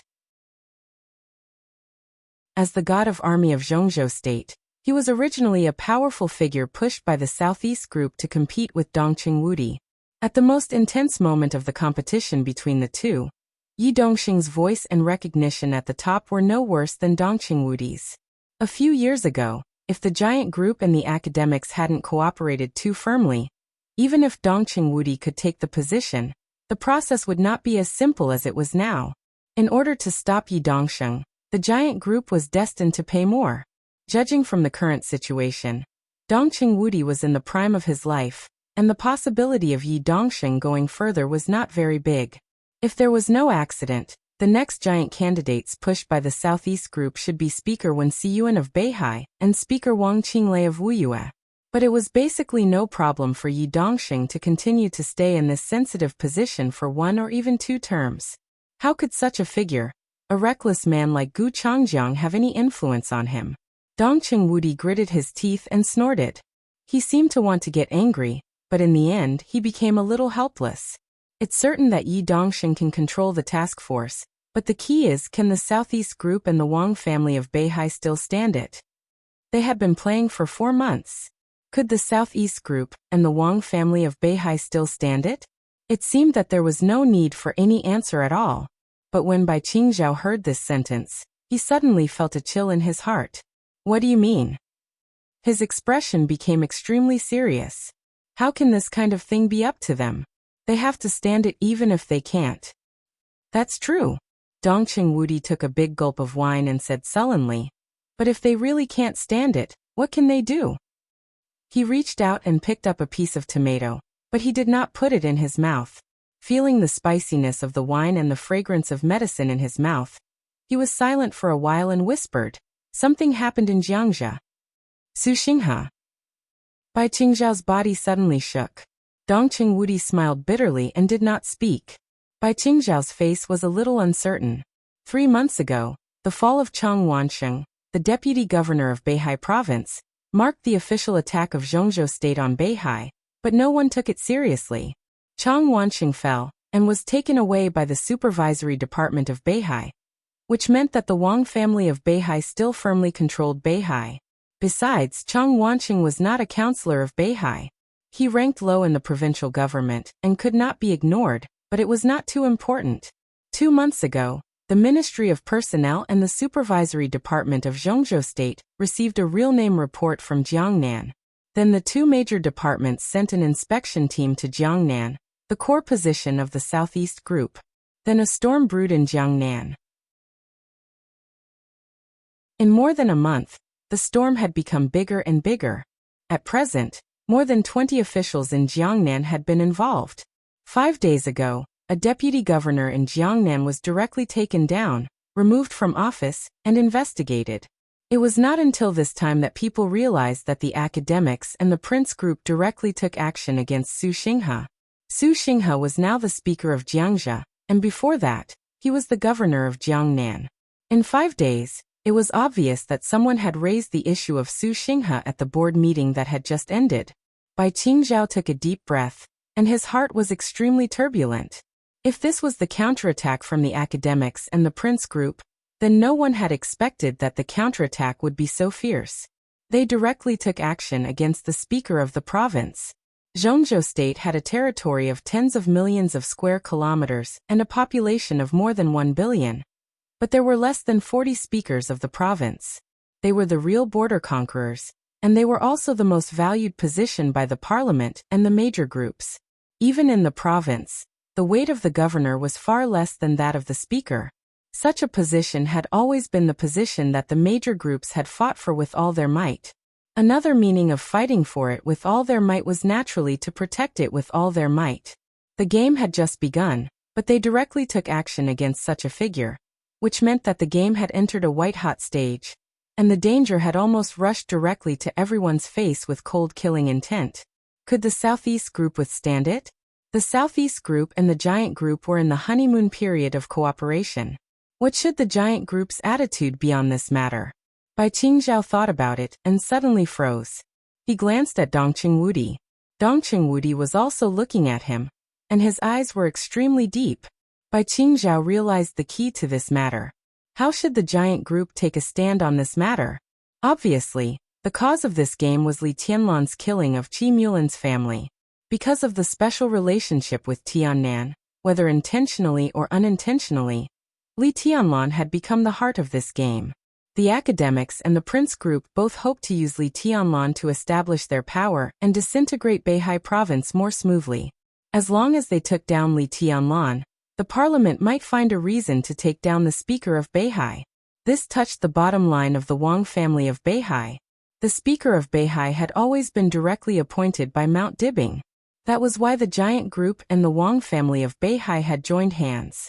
But now, the academics and the giant group had temporarily suppressed the matter of Li Tianlan, and did not take a stand. Instead, they bypassed this matter and directly took action against Su Xinghe. What about the giant group? Support the Southeast group? This matter, at least on the surface, had nothing to do with Li Tianlan. Once Dongqing Wudi came forward to support it, it meant that the two sides would join hands in more fields. This also meant that in the next game against the Wang family of Beihai, the giant group had already stood on the side of the Wang family of Beihai, so it would face more pressure from the parliament. This was undoubtedly the situation that the entire giant group did not want to see. They joined hands with the Southeast group just to protect Li Tianlan. That was all. As for the next game and the disintegration of the Wang family of Beihai, Dongqing Wudi was actually on the side of the academics. After all, this matter was a good thing for Zhongzhou state. Dongqing Wudi's greatest support for Beihai was limited to not participating. It was impossible for him to join hands with the Wang family of Beihai. Su Xinghe's matter had nothing to do with Li Tianlan, so it was difficult for Dongqing Wudi to take a stand. But if he did not take a stand, it would form a huge crack in the cooperation between the two sides. The most important thing was that the academics and the Prince group still did not take a stand on Li Tianlan's issue, but they took action against Su Xinghe, which gave the giant group another chance. Not to mention Li Tianlan. Zhou Yuanshan, the real leader of the next generation of the giant group, was now the governor of Jiangxia. If Su Xinghe fell, Zhou Yuanshan was likely to be the biggest beneficiary. And the key to this matter seemed to lie in how the giant group would choose. It's a dilemma. Bai Qingzhao glanced at Dongqing Wudi and suddenly asked, "What did Senior Zhou say?" Zhou Mulin was now also one of the directors. As the leader of the giant group and Dongqing Wudi's predecessor, the opinion of Zhou Mulin, who was about to retire, was undoubtedly crucial. He didn't say anything. Dongqing Wudi shook his head and frowned more tightly. Bai Qingzhao narrowed his eyes. He said nothing.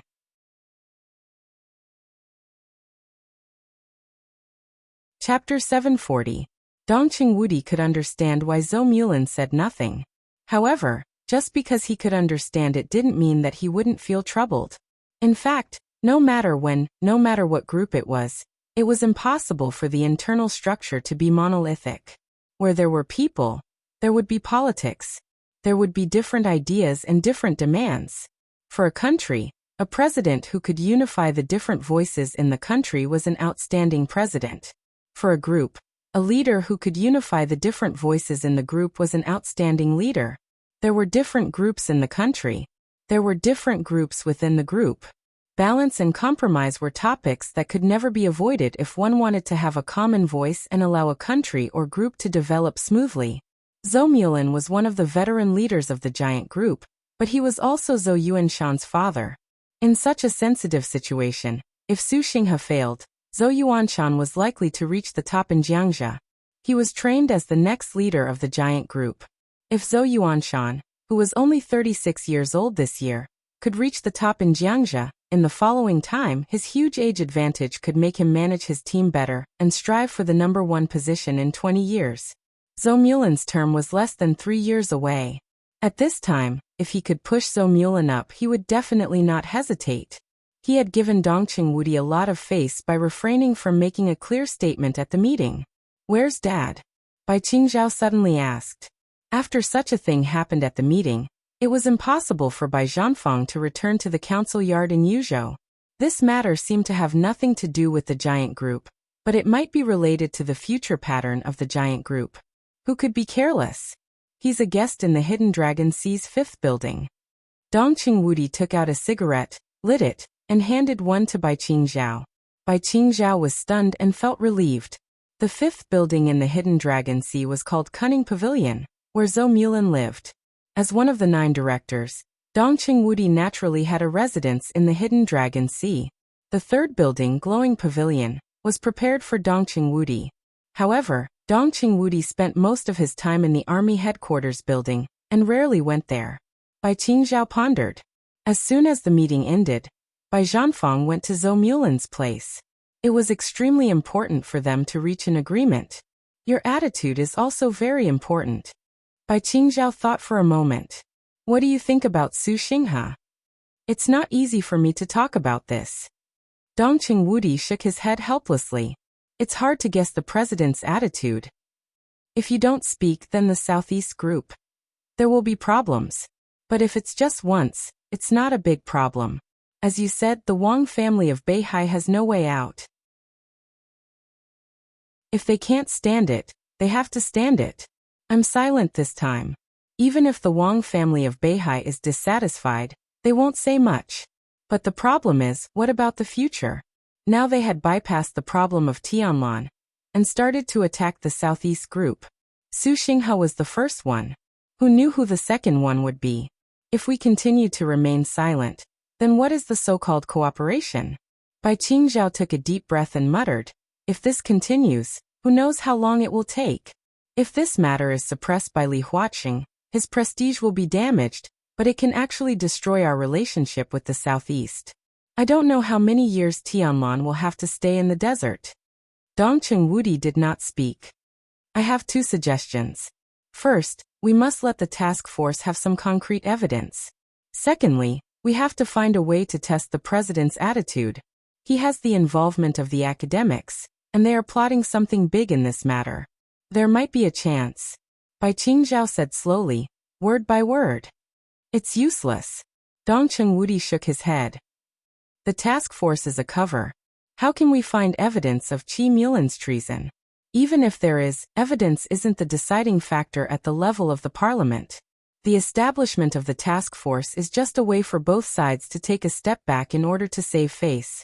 What about the president's attitude? Bai Qingzhao put out his cigarette. Dongqing Wudi's expression was a little gloomy. He pondered in silence for a long time before slowly saying, if you were the president, what would you choose? Bai Qingzhao was stunned. He did not quite understand. He subconsciously shook his head and said, I don't know. He bypassed Tianlan and attacked Beihai, but it doesn't mean that he doesn't care about Tianlan and Emperor Dong's palace. In this way, his choices are limited.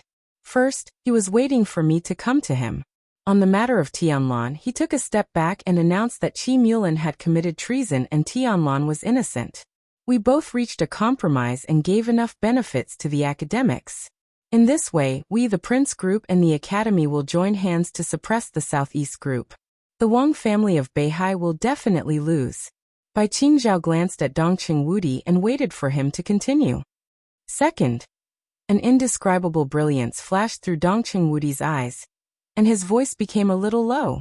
Second, we take down Su Xinghe and let Yuan Shan take the position. He will come to us on his own initiative and promise to fully support Yuan Shan in the next 20 years to let him take that position. As for the conditions, he twitched the corner of his mouth and said coldly, we give up Tianlan. Bai Qingzhao sucked in a breath of cold air and stood up abruptly, almost knocking over the tea table. The wine in the small celadone bowl shook violently and spilled out. Fully support Zhou Yuanshan and give up Li Tianlan. Li Huaqing's choice was infinitely magnified in Bai Qingzhao's mind in an instant. If he chose this proposal, he would not talk to Dongqing Wudi at all. He would go directly to Zhou Mulan. Zhou Mulan originally wanted to support Li Tianlan, but obviously he was more willing to support his son. If Li Huaqing promised to support Zhou Yuanshan and asked Zhou Mulan to give up Li Tianlan, in Zhou Mulan's eyes, Li Tianlan would become a stumbling block for Zhou Yuanshan. What would he choose? Bai Qingzhao paced back and forth, suddenly turned around, gritted his teeth and said, why don't we just support Su Xinghe? Su Xinghe didn't stand upright, and was caught by others. How can we support him? He will definitely leave Jiangxia. It's just a matter of time. If we support Su Xinghe, Yuanshan definitely can't go up. The new speaker of Jiangxia won't even be from the southeast. Once the people from the academy or the prince group go to Jiangxia, the situation in Jiangxia will be more complicated. If something goes wrong in Jiangxia, Ning Qianqing can't do anything alone in Tiannan. If we want to survive, we can only deepen the cooperation with the Southeast Group, which means that we have to play with the Prince Group and the academics for Beihai. If we lose, what's the benefit if we win? Dong Chengwudi's voice became more and more dull. Bai Qingzhao stopped talking. In the fight within the rules, there would always be some traps. Although he knew it was a trap, he had to get caught in it and couldn't find any way out. At this time, compromise and concession were the only things he could do in the trap. But the key was that in this trap, the giant group didn't even have many choices to compromise. As for giving up Li Tianlan, there was no option. Without this option, the giant group was now trapped. Bai Qingzhao really didn't expect that the counterattack of the academics and the prince group would be so fierce. This time, the giant group was almost pushed to the corner. Damn it, this move is really vicious. Bai Qingzhao gritted his teeth and couldn't help but swear. Not really. I just took advantage of the situation. Dong Chengwudi waved his hand. At first, they didn't expect that we would cooperate with the Southeast group so quickly, so they set up the task force and sent Tianlan to the desert. Now they come back to their senses and make a move. Naturally, they are well prepared. Su Xingha is difficult. Is there no way at all? Bai Qingzhao didn't want to give up. No. Dong Chengwudi shook his head. He suddenly hesitated and said, there is no effective way, but there are some things that we can try. Where is the entry point? Bai Qingzhao asked. It's on the president. Dong Chengwudi took a deep breath and suddenly said, I'm going to inspect the Beihai Corps in the near future. It's time to have a good talk with Summer Solstice. If the Wang family of Beihai can put down its pride, this matter may turn around. I still don't quite understand. Bai Qingzhao's eyes were a little blank. The president. Dong Chengwudi said slowly. He doesn't have much time. Bai Qingzhao lowered his head and thought for a long time. Then he said with some uncertainty, You mean you want to support the president? No, it's not the right time. It's too early. It's not too early. An old voice suddenly sounded at the door. Bai Zhanfang, the chairman of Yuzhou, walked in and said blandly, The matter about Su Xingha won't come to a conclusion in a short time. If we can delay this period of time, we can almost take action. Dad. Bai Qingzhao and Dong Chengwudi stood up at the same time. Bai Zhanfang waved his hand and motioned for them to sit down. In terms of position, Dong Chengwudi was a director and could be said to be the leader of Bai Zhanfang, a member of parliament. But at home, as a father-in-law, Bai Zhanfang was naturally the most powerful. Invincible is the right idea. Bai Zhanfang said slowly. In this regard, Qingzhao is still a little worse. No matter how many times I say it, he is still a little worse. It's a matter of structure. In this regard, even Yuanshan is much better than you. Bai Qingzhao coughed dryly and felt a little embarrassed. He was now a general of Zhongzhou State and the deputy secretary general of the army headquarters. But at home, he was the father. Bai Zhanfang had always said that he was not good at structure, and was even inferior to his sister Bai Qingqian. He had heard this many times. The opponent's move this time is very powerful. If you can't resist it, don't resist it. It's better to see what you can do to fight back. Bai Zhanfang took a sip of wine and sighed. In any case, in politics, the initiative is the most important. You can't be led by the nose. That way, you can't achieve anything. They want to deal with the Southeast group and Tianlan. If you can't stop them, let them do it. If you can't stop them, don't do it. The best way is for them to fight their own battles, and we will fight ours. If you can't resist the opponent's attack, you will definitely lose.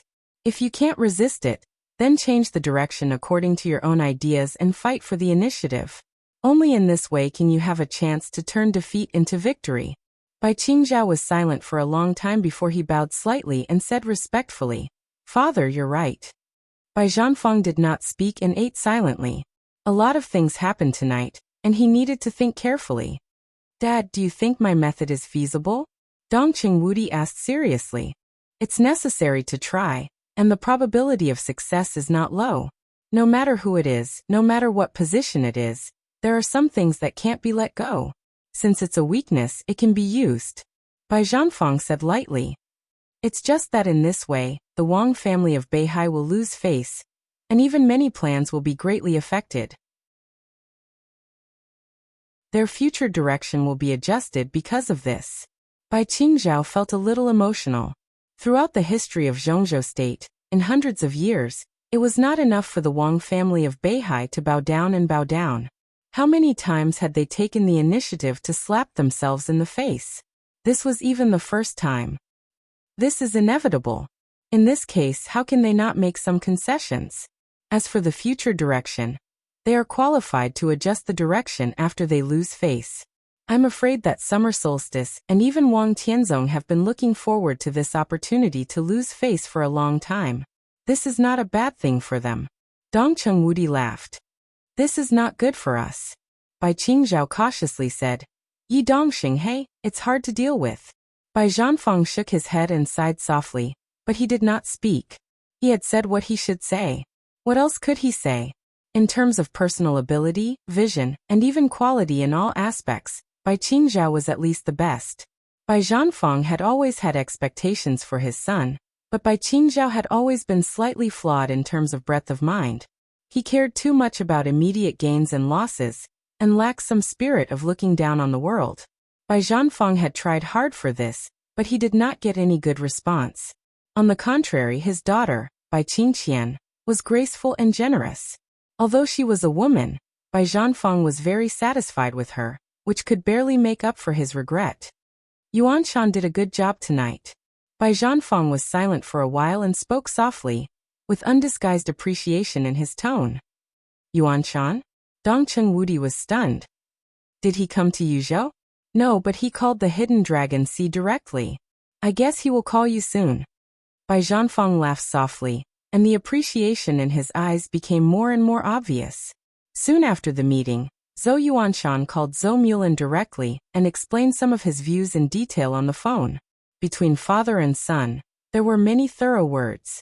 He was Zhou Mulin's son, and he did his father's ideological work for his own future. His identity was more useful than anyone else. The phone call lasted for nearly 40 minutes. Bai Zhanfang had been waiting on the side.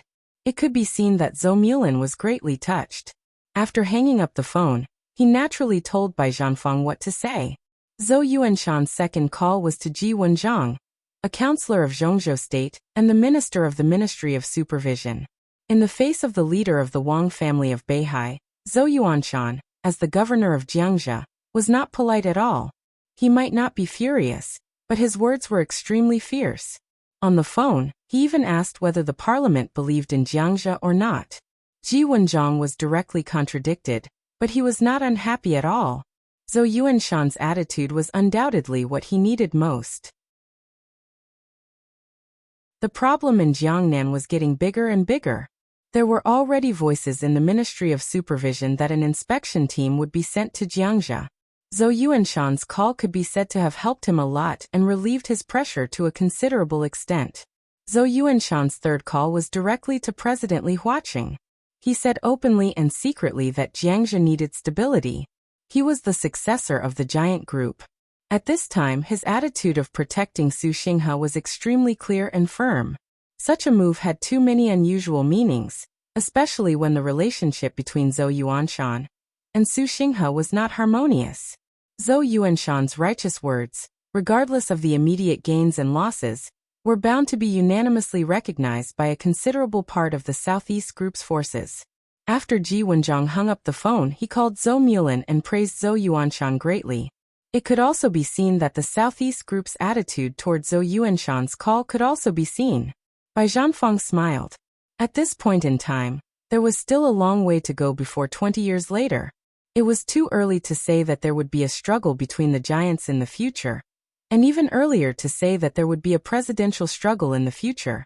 If the competition between the dazzling next generation like Wang Jingxin and Zhou Yuanshan was not obvious before then, after tonight's call, Zhou Yuanshan had clearly taken a half step ahead. Dong Qingwudi poured a small bowl of wine for Bai Zhanfang. Bai Zhanfang picked it up and put it to his mouth, but did not drink it. He was silent for a long time before he said again, Yuanshan is good. It's too early to talk about this, Dong Qingwudi said with a smile. Bai Zhanfang glanced at him and nodded. He understood what Dong Qingwudi meant. If Summer Solstice was really willing to lose face and Li Huaqing's attitude was lax, the Wang family of Beihai was bound to adjust its direction after it survived the current crisis. At that time, Wang Jingxin would become more important in the sequence of the Southeast Group, and the competition with Zhou Yuanshan in the future would become more and more fierce. What would happen in the future was still uncertain. But it was really too early to talk about this now. Tianlan has to suffer a little. Bai Zhanfang said softly. That boy doesn't feel wronged. I think he's a little too happy in the desert. Xiao Mahai's mind is in a mess all day long. He even took his daughter and sister to prison. I don't know what he wants to do. I'll beat him later. Dongcheng Wudi snorted. The corners of Bai Zhanfang's and Bai Qingzhao's mouths twitched at the same time, showing a smile. He's determined to ride on Tianlan's coattails. He can't care about your face now, Minister Dongcheng. Dongcheng Wudi shook his head, feeling a little speechless. His cell phone suddenly rang. Dongcheng Wudi took out his cell phone and glanced at it. His eyes suddenly froze. It was a call from the building of the army headquarters. Did something happen at this time? He frowned and pressed the answer button. The person on the other end of the phone reported something. Dongcheng Wudi's face suddenly darkened and became extremely ugly, even a little angry. I'll be right there, he said and hung up the phone directly. What's wrong? Bai Qingzhao asked. It's a meeting of the army headquarters. Come with me. Dongcheng Wudi took a deep breath, but he smiled bitterly in his heart. If the capture of a deputy governor of Beihai was a tentative move by the academics and the Prince Group, then the other side had exposed their real intentions by pointing their sword at Su Xinghe. Dongcheng Wudi finally saw the other side's third move under great pressure. Only then did he understand that this was a combination of the other side's moves. It was turbulent, fierce, majestic, and powerful. He had expected the other side's counterattack, but he had never thought that the other side's counterattack would be so fierce. It was early winter on December 1st in Zhongzhou State. When Jiangzhou was in a state of turmoil and people in Jiangnan were in a state of panic, the academics and the Prince Group, which had not been silent at all, made a move again. It was also mixed with the power from the Southeast Group, which could not be concealed at all. On this cold night, an application from Beihai appeared directly in the building of the army headquarters. Jiang Hongwei, a member of the Parliament of Zhongzhou State, the Marshal of the Army Headquarters of Zhongzhou State, and the Commander of the Border Control Corps, codenamed Dijiang, applied to resign as a member of the Parliament of Zhongzhou State, Marshal, and the Commander of the Border Control Corps. A stone stirred up 1,000 ripples.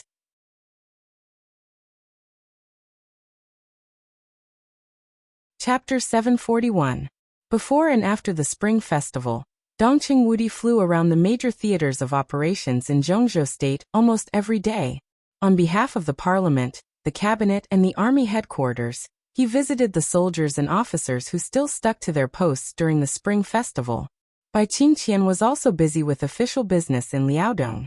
The couple, who had made an appointment with Li Tianlan to spend the new year with him in the desert, could only put this matter aside for the time being and change it to the Lantern Festival together.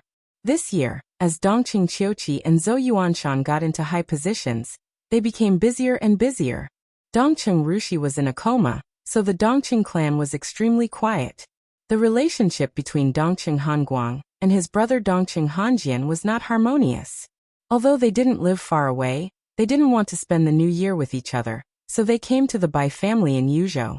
During this sensitive period, Dongqing Hanguang, the former standing minister of the army headquarters of Zhongzhou State, spent the Spring Festival in the Bai family, which naturally aroused countless speculations.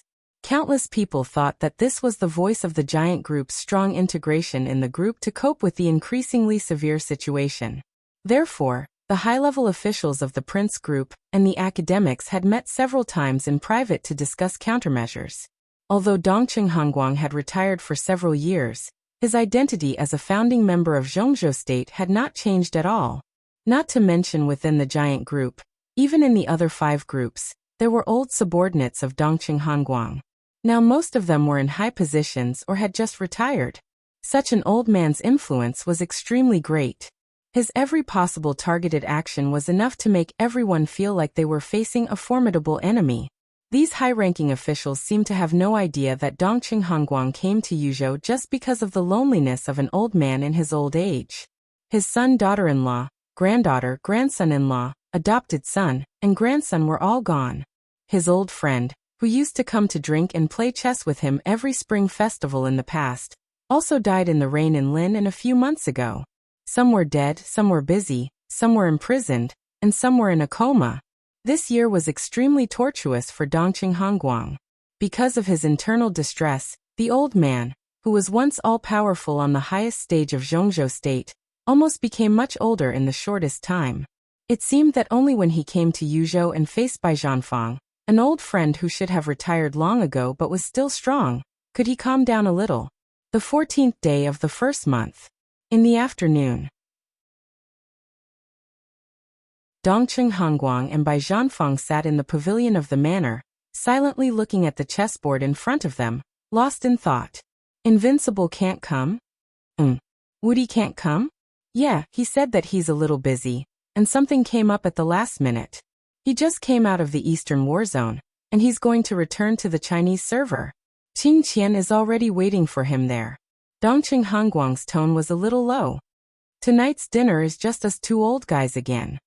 Dongqing Hongguang said in a low. Bai Zhanfang shook his head helplessly. Dongqing Hongguang had made it clear that Bai Qingqian was waiting for him in Zhongyuan, which meant that Bai Qingqian would not come back until Dongqing Wudi came back. Dongqing Hongguang's eyes flashed, and he said thoughtfully, Wudi is going to Hanggu Pass. Hof Wudi Festival Pass. There was a flash of surprise in Bai Zhanfang's eyes. As the largest military family in Zhongzhou state, Dongqing Wudi had a classified weapons research institute near Hanggu Pass. Bai Zhanfang knew this very well. Moreover, Dongqing Wujin, the leader in the field of individual weapons and metal alloys in China, almost stayed in that weapons research institute all the time. The falling stars that Li Tianlan had used were also made by Dongqing Wujin. If that's the case, Endless has made a new discovery? But it's not right. Qingqian won't follow him. So this new discovery probably has nothing to do with Zhongzhou state.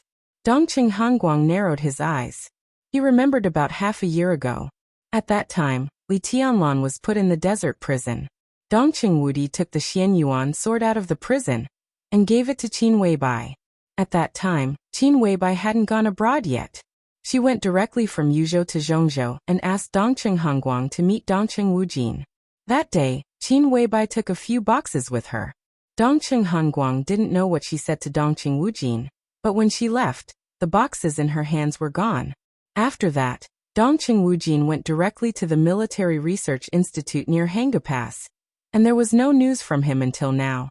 He thought silently, picked up a chess piece and said slowly, "It should be a good thing." Bai Zhanfang thought for a moment, nodded seriously, and put down the chess piece in his hand. "I won." Dongqing Hongguang looked down at it. The black and white intertwined on the dense chessboard had long become an extremely complex pattern. As Bai Zhanfang put down the chess piece, the 5 white characters on the chessboard had been slanted into a line. "Good move." Dongqing Hongguang thought for a long time, then nodded and said, "Let's start again." When the plane landed in the Secret Research Institute near Hanggu Pass, night had fallen. A black car with a local license plate was parked next to the helicopter. Bai Qingqian stood in front of the car, smiling at Dongqing Wudi who walked out of the cabin. Her eyes were gentle and quiet. It took a long time for the Eastern Theater of Operations. "I'm late." Dongqing Wudi held his wife's hand. In the cold weather, her palm was a little cold. "It's okay. I just arrived." Bai Qingqian said softly. "Why did Big Brother call us here?" "He just said that there was something very important about Tianlan. It should be about the Xianyuan sword." Dongqing Wudi didn't delay anything. He took Bai Qingqian to the gate of the base. "A few months ago, I gave the Xianyuan sword to Qin Weibai, and Qin Weibai gave it to Big Brother. Today Big Brother called us here. Did you make any progress? Why did you give the Xianyuan sword to Big Brother?" Bai Qingqian was a little curious. "I don't know." Dongqing Wudi shook his head. "Since then, Big Brother has been staying here, cutting off contact with the outside world. It was not until a few hours ago that he contacted me for the first time." Under the night sky, a thin figure was standing in front of the door of a small villa that looked a little shabby. Seeing Dongqing Wudi and his wife coming over, he took a step forward, nodded, and said somewhat dully, "Wudi Qingqian, here you are." Big brother. Dongcheng Wudi nodded, his eyes a little strange. How did you end up like this? Dongcheng Wujin smiled. In fact, although the relationship between Dongcheng Hongguang and Dongcheng Hanjian was tense, there was not much interest dispute. Dongcheng Hanjian looked down on Dongcheng Hongguang, but Dongcheng Hanjian was very good to Dongcheng Wudi. Therefore, the relationship between the two old men's descendants was very strong, and there was nothing strange about it. Hey! Dongcheng Wujin smiled, a little complacent. In a few months, he seemed to have lost a lot of weight. He used to be a serious scholar, but now he was dirty all over. His beard seemed to have not been shaved for a long time, and he looked a little sloppy, but an unprecedented spirit gathered in his eyes, making him look extremely excited. Come with me. Dongcheng Wujin directly grabbed Dongcheng Wudi's arm and dragged him inside. As he walked, he said, I'll show you something incredible. Dongcheng Wudi was helplessly dragged away. Dongcheng Wujin's speed was getting faster and faster. In desperation, Dongcheng Wudi simply reached out and held Bai Qingqian's still light body in his arms. Bai Qingqian blushed and gently hammered Dongcheng Wudi, but did not refute anything. Dongcheng Wudi giggled, and his eyes were a little dazed. Dongcheng Wujin did not notice the abnormality behind him at all. He took the two of them into the elevator excitedly. It seemed that because he was too excited, he entered the familiar password twice in a row. Dongcheng Wudi was shocked. This secret research base could be said to be one of the most important bases of the Dongqing clan, and its security measures were extremely strict. Once the password was entered incorrectly for the third time, the elevator would self-destruct, and the whole base would explode at the same time. He did not want such an important base to be destroyed because of Dongcheng Wujin's excitement. He quickly entered the password, then looked at Dongcheng Wujin, who was so happy and unconscious, and asked helplessly, which floor? The second floor underground. Dongcheng Wudi said with a smile. Dongcheng Wudi pressed the button. As the elevator descended, he said helplessly, what on earth can make you so excited? Dongcheng Wujin rubbed his hands, and became more and more excited. I successfully dismantled the murderous weapon and recorded most of its data. Murderous weapon? Dongcheng Wudi was suddenly shocked. Which one? Not this one. Dongcheng Wujin shook his head. Blue sky underworld, falling stars, twilight of the gods, and void divine light. He stretched out 4 fingers and smiled proudly. I dismantled 4 murderous weapons. Cough, cough, cough. Dongcheng Wudi seemed to be choked by his saliva all at once. He coughed violently, and his face turned red. For murderous weapons? Yes, 4. Dismantled. Dismantled. When can you restore it? Why restore it? It has been dismantled, and it can't be restored. It was dismantled thoroughly. The elevator stopped. Dongcheng Wudi, whose face was cloudy, stood in the elevator and stared blankly at Dongcheng Wujin, whose face was glowing. So, the elevator door opened and closed. Dongcheng Wudi did not dare to move for a moment. He looked at Dongcheng Wujin and said expectantly, so big brother, now that you have analyzed the data of the murderous weapon, can you mass-produce murderous weapons? That can't be done. Dongcheng Wujin shook his head honestly. The murderous weapon is a very special energy source, and there is no way to copy it. But after recording most of the data, I can improve some existing firearms, such as Sky Attack. Before Sky Attack, it was very powerful. It can hit the target directly within a distance of 300 meters, and even kill a thunder-shocking realm expert. What about after the improvement? Can it threaten an invincible realm expert? Dongcheng Wudi asked eagerly. Dongcheng Wudi looked at him as if he were an idiot and shook his head. How is it possible? He smiled and was a little proud. But after the improvement, the limit distance of Sky Attack has increased. It can increase by dozens of meters. If it hits the target within 350 meters, it can also kill a thunder-shocking realm expert. There was silence. Dongcheng Wudi waited patiently for a while. But Dongcheng Wujin had finished. He really finished. Just a little more distance? Dongcheng Wudi asked incredulously. Although the distance has increased by dozens of meters, it's very important, okay? Dongcheng Wujin was a little dissatisfied. Dongqing Wudi's heart shook violently. Of course, he knew that the distance of dozens of meters was very important, especially when shooting at a thunder-shocking realm expert. The distance of dozens of meters could almost be said to be the line of life and death. But 4 murderous weapons. Dongqing Wudi dismantled 4 valuable murderous weapons, just to add a little distance to a standard piece of equipment? You prodigal. Are 4 murderous weapons. Blue sky underworld, falling stars. Twilight of the gods, divine light of void. 2 came from Li Tianlan and the Samsara Palace, and the other 2 were the spoils of the Samsara Palace in Eastern Europe. 4 murderous weapons. Where are the 4 murderous weapons? Dongqing Wujin shook his head and said seriously. There are no more. To be exact, there will be no more 4 murderous weapons in the dark world in the future. Dongqing Wudi's body trembled. At this moment, he really wanted to kneel down. The 4 murderous weapons. No, the pile of parts that you dismantled, where are they now? Dongqing Wujin glanced at him, and was silent for a moment. Then he said, they were eaten. I % yen. Dongqing Wudi's expression was distorted. For a moment, all his movements seemed to be frozen. Dongqing Wujin's voice continued to ring in the opening and closing of the elevator. They were all eaten by the Xianyuan sword.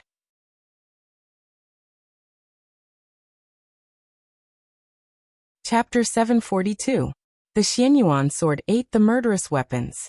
This was Dongqing Wudi's first reaction. The Xianyuan sword ate 4 murderous weapons. For murderous weapons. Dongqing Wudi, who completely realized what had happened, trembled all over and couldn't believe it. For hundreds of years, murderous weapons had always been national treasures, almost related to the fate of the country. Any country and any superpower regarded them as treasures. What did a murderous weapon mean? In the state of energy storage, each murderous weapon had a powerful destructive power that could directly threaten the life and death of an invincible realm expert. In other words, a murderous weapon almost meant an invincible realm expert who was in a special state and could only attack once in a period of time. And it was not an ordinary invincible realm expert. How about Gu Xingyun? Known as the god of war of Zhongzhou state, his real strength was the top in the entire dark world. He ranked 5th on the divine list and was infinitely close to the peak of the invincible realm. In the face of the close-range firing of Sunset, one of the 12 murderous weapons that ranked in the lower middle and lower reaches, he almost died. Such great power could be said to be the most important trump card anywhere. After the chaos in Eastern Europe, with the death of a large number of invincible realm experts, the 2 murderous weapons that originally belonged to the Men in Black and the Heroes Club fell directly into Li Tianlan's hands. With the disappearance of the Samsara Palace, Blue Sky Underworld also fell into Li Tianlan's hands. Plus falling stars. For these 4 murderous weapons, Zhongzhou State even held high-level council meetings more than once. It was no exaggeration to say that once these 4 murderous weapons finished the energy storage process, Zhongzhou State would be more powerful in the entire dark world. Because of this, Star State and the Heroes Club would negotiate with Zhongzhou State through different channels, trying to get back the Void Divine Light and the Twilight of the Gods. Of course, they would not give them to him. But Zhongzhou State was still discussing how to use them. After Li Tianlan swept the entire Beihai province, the parliament seemed to suddenly realize that these were Li Tianlan's trophies, so the topic was temporarily suppressed. But after all, Li Tianlan was still a man of Zhongzhou State. The 4 murderous weapons were in his hands, which meant that they were in the hands of Zhongzhou State. But now, for murderous weapons, were they eaten? Dongqing Wudi's heart collapsed, and the expression on his face suddenly became extremely complicated. He seemed to want to cry, but also wanted to laugh. All kinds of emotions such as heartache and confusion emerged all at once. It was as if he had countless personalities in an instant. Dongqing Wujin walked out of the elevator and looked back at Dongqing Wudi. His eyes were full of fanaticism. It was Boss Qin and Tianlan's idea, and I completed their commission. The Xianyuan sword ate the 4 murderous weapons. I fulfilled it, and it fulfilled me. I can be sure that the Xianyuan sword will become the #1 famous sword throughout the ages. If it is not a cold weapon, It can also be said to be the strongest single weapon for at least several hundred years in the future. Whether in terms of lethality or range, it is almost unsurpassable. A sword that was truly at the pinnacle. Bai Qingqian held Dongqing Wudi's hand hard and whispered, "Are you all right? I think it's very good." In this way, Tianlan is more important, and the Xianyuan sword is more important. Dongqing Wudi took a deep breath. No matter how much his heart ached for the four murderous weapons, the fact was that he had to accept them. However, he could well imagine what kind of uproar this news would cause once it was reported to the parliament. This matter would undoubtedly bring many unpredictable factors to the game that had already begun, which might be good or bad. The specific outcome would depend on the skill and strength of the two parties in the game. He strode out of the elevator and followed Dongqing Wujin to an alloy door. Dongqing Wujin entered the password, and the door slowly opened. Bright light spilled in, and a research room full of futuristic style and science fiction appeared in front of the three of them. Under the bright light, countless screens were on. Some were playing pictures, and some were full of data. One test bench after another, whose specific functions Dongqing Wudi did not know, was neatly arranged. Dongqing Wudi glanced at it. He vaguely remembered that this floor could be said to be the forging platform of the research institute. Some new alloys, as well as the barrels of some firearms and the engines of some advanced equipment, were developed here. Today's machines had obviously been updated in a short period of time, and their functions had become more powerful. The couple followed Dongqing Wujin all the way forward, and finally saw the Xianyuan sword in the center of the research room, which had eaten the four murderous weapons. Dongqing Wudi stared at the sword in front of him, dumbfounded. This was a completely unforgettable scene for him. The blade of the Xianyuan sword was inserted into the ground, and the hilt almost broke the ceiling of the entire research room. Today, the blade of the Xianyuan sword was almost 20 meters long and 5 or 6 meters wide, which looked like a hill. On the enlarged two sides of the blade, the carvings of the sun, the moon, the stars, and the mountains, rivers, lakes, and seas were completely alive at this time, looking extremely profound. With this scale, it was not a sword at all. This size could even catch up with some small fighter jets. The Xianyuan sword stood there silently, but at this time, it did not feel cold, but a kind of quietness. This feeling was extremely weird. When Dongqing Wudi looked at the sword, he could clearly feel that the sword was also silently observing him. Dongqing Wudi frowned, walked to the front of the Xianyuan sword, and reached out to touch the huge blade. In front of the Xianyuan sword, his figure was like an ant. The moment the two sides touched, Dongqing Wudi clearly perceived a hidden majestic sword energy. This kind of power was endless, like the vast sky, like a vast ocean. Dongqing Wudi took a deep breath. He was also a master of swordsmanship in the half-step invincible realm, but when he felt the sword intent, he did not even have the slightest desire to resist. "Good sword," he said softly, with a little force in his palm. The mountain-like blade of the Xianyuan sword trembled slightly, and silently moved a few centimeters to the side, out of Dongqing Wudi's palm. Dongqing Wudi was a little stunned. "It's a little unhappy." Dongqing Wujin laughed and said, "Obviously, it doesn't want anyone else to touch its body, except Tianlan." Dongqing Wudi curled his lips, reached out his hand, and slapped the huge blade. "It's just a broken sword. Why is it so pretentious? I'm its father." Buzz. The huge blade of the Xianyuan sword trembled, with a loud buzzing sound. At this moment, almost everyone could clearly feel its annoyance and dissatisfaction. Dongqing Wudi hit it with another punch, so the air was instantly quiet. The Xianyuan sword moved back silently. "Tut tut." Dongqing Wudi was a little surprised. "It's really a spirit. To be exact, it's a different kind of life from us," Dongqing Wujin said calmly. "Do you remember the origin of the murderous weapon?" Dongqing Wudi's eyes flickered. The origin of the murderous weapon. In the beginning, the murderous weapon was called the life metal. It was a trophy obtained by the Wang family of Beihai, and the first god of war of Zhongzhou state after they defeated a formidable enemy. About this, it had always been the top secret of Zhongzhou state. The only thing that was certain was that the huge piece of metal could indeed be called a kind of life, because it could clearly express some simple emotions and tendencies. Zhongzhou State had studied it for hundreds of years, and even divided it into countless pieces, regardless of its opposition, to study its components, and made great progress in some fields. But later, because of an accident or necessity, a large number of life metal left the laboratory, and even left Zhongzhou State. That was how the 13 murderous weapons of the Dark World came into being. More than 20 years ago, the endless sky collapsed, and only 12 of the 13 murderous weapons were left. If all the metals were gathered together and returned to their origin, then it could indeed be regarded as a life, but not a human being. Life. Dongqing Wudi muttered to himself and shook his head.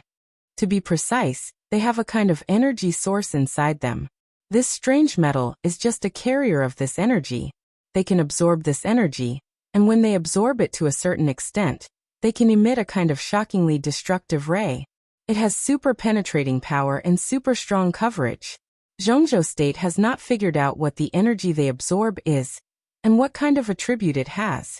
At present, making them into murderous weapons is the only way, and it is also the simplest, most primitive and most basic way to use them. Dongqing Wujin said slowly, if we can analyze this energy and make full use of it, we may be able to change countless fields in the world. Big brother, do you have a way to further use this energy? Dongqing Wudi's eyes lit up. Not really. I can only say that it's an improvement. Dongqing Wujin shook his head. The source of the life metal is unknown. The most credible theory is that it should be a meteorite from outer space. Research materials are limited, so it's unlikely for us to make full use of them. However, when analyzing the Xianyuan sword, we found that part of the material of the Xianyuan sword is very similar to that of a murderous weapon. It can even be said that the Xianyuan sword is a murderous weapon, but the energy it contains is far more than that of other murderous weapons. Once the two kinds of energy meet, it is almost instinctive to devour each other. So the Xianyuan sword has devoured all the energy of the 4 murderous weapons in the past few months. I went to Mormon's in person, and found a way to improve it from the traces of destruction at the scene. What way? Dongqing Wudi asked. Dongqing Wujin hesitated and shook his head. At present, our research on the life metal is still a little limited. I'm not sure about some things.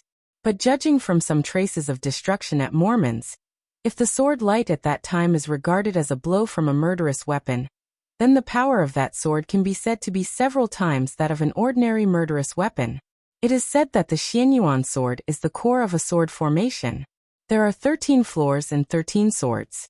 At present, I can't analyze the composition of the other 12 swords, but it is certain that if the 13 floors are regarded as a murderous weapon, and that sword is regarded as a blow from a murderous weapon, then it will take at least more than 20 years to accumulate energy. I can't study all their secrets for the time being, so I can only make up for its shortcomings in another way. Dongqing Wudi looked at Dongqing Wujin with a serious look in his eyes. Dongqing Wujin nodded. So I let the Xianyuan sword devour 4 murderous weapons. Its power should not have increased, but the speed of energy accumulation has doubled. In such a short time you have achieved such results. Dongqing Wudi shook his head. In fact, I didn't do anything. The devouring is the behavior of the Xianyuan sword. The idea was given to me by Boss Qin. Dongqing Wujin said calmly. According to what Boss Qin said, I think so far, I have completed the task to the greatest extent. This sword may be the key to Tianlan's breakthrough into the invincible realm. You're tuning in to the Echoes of the Heart YouTube channel. Don't forget to subscribe and join us on this journey to catch the most captivating stories.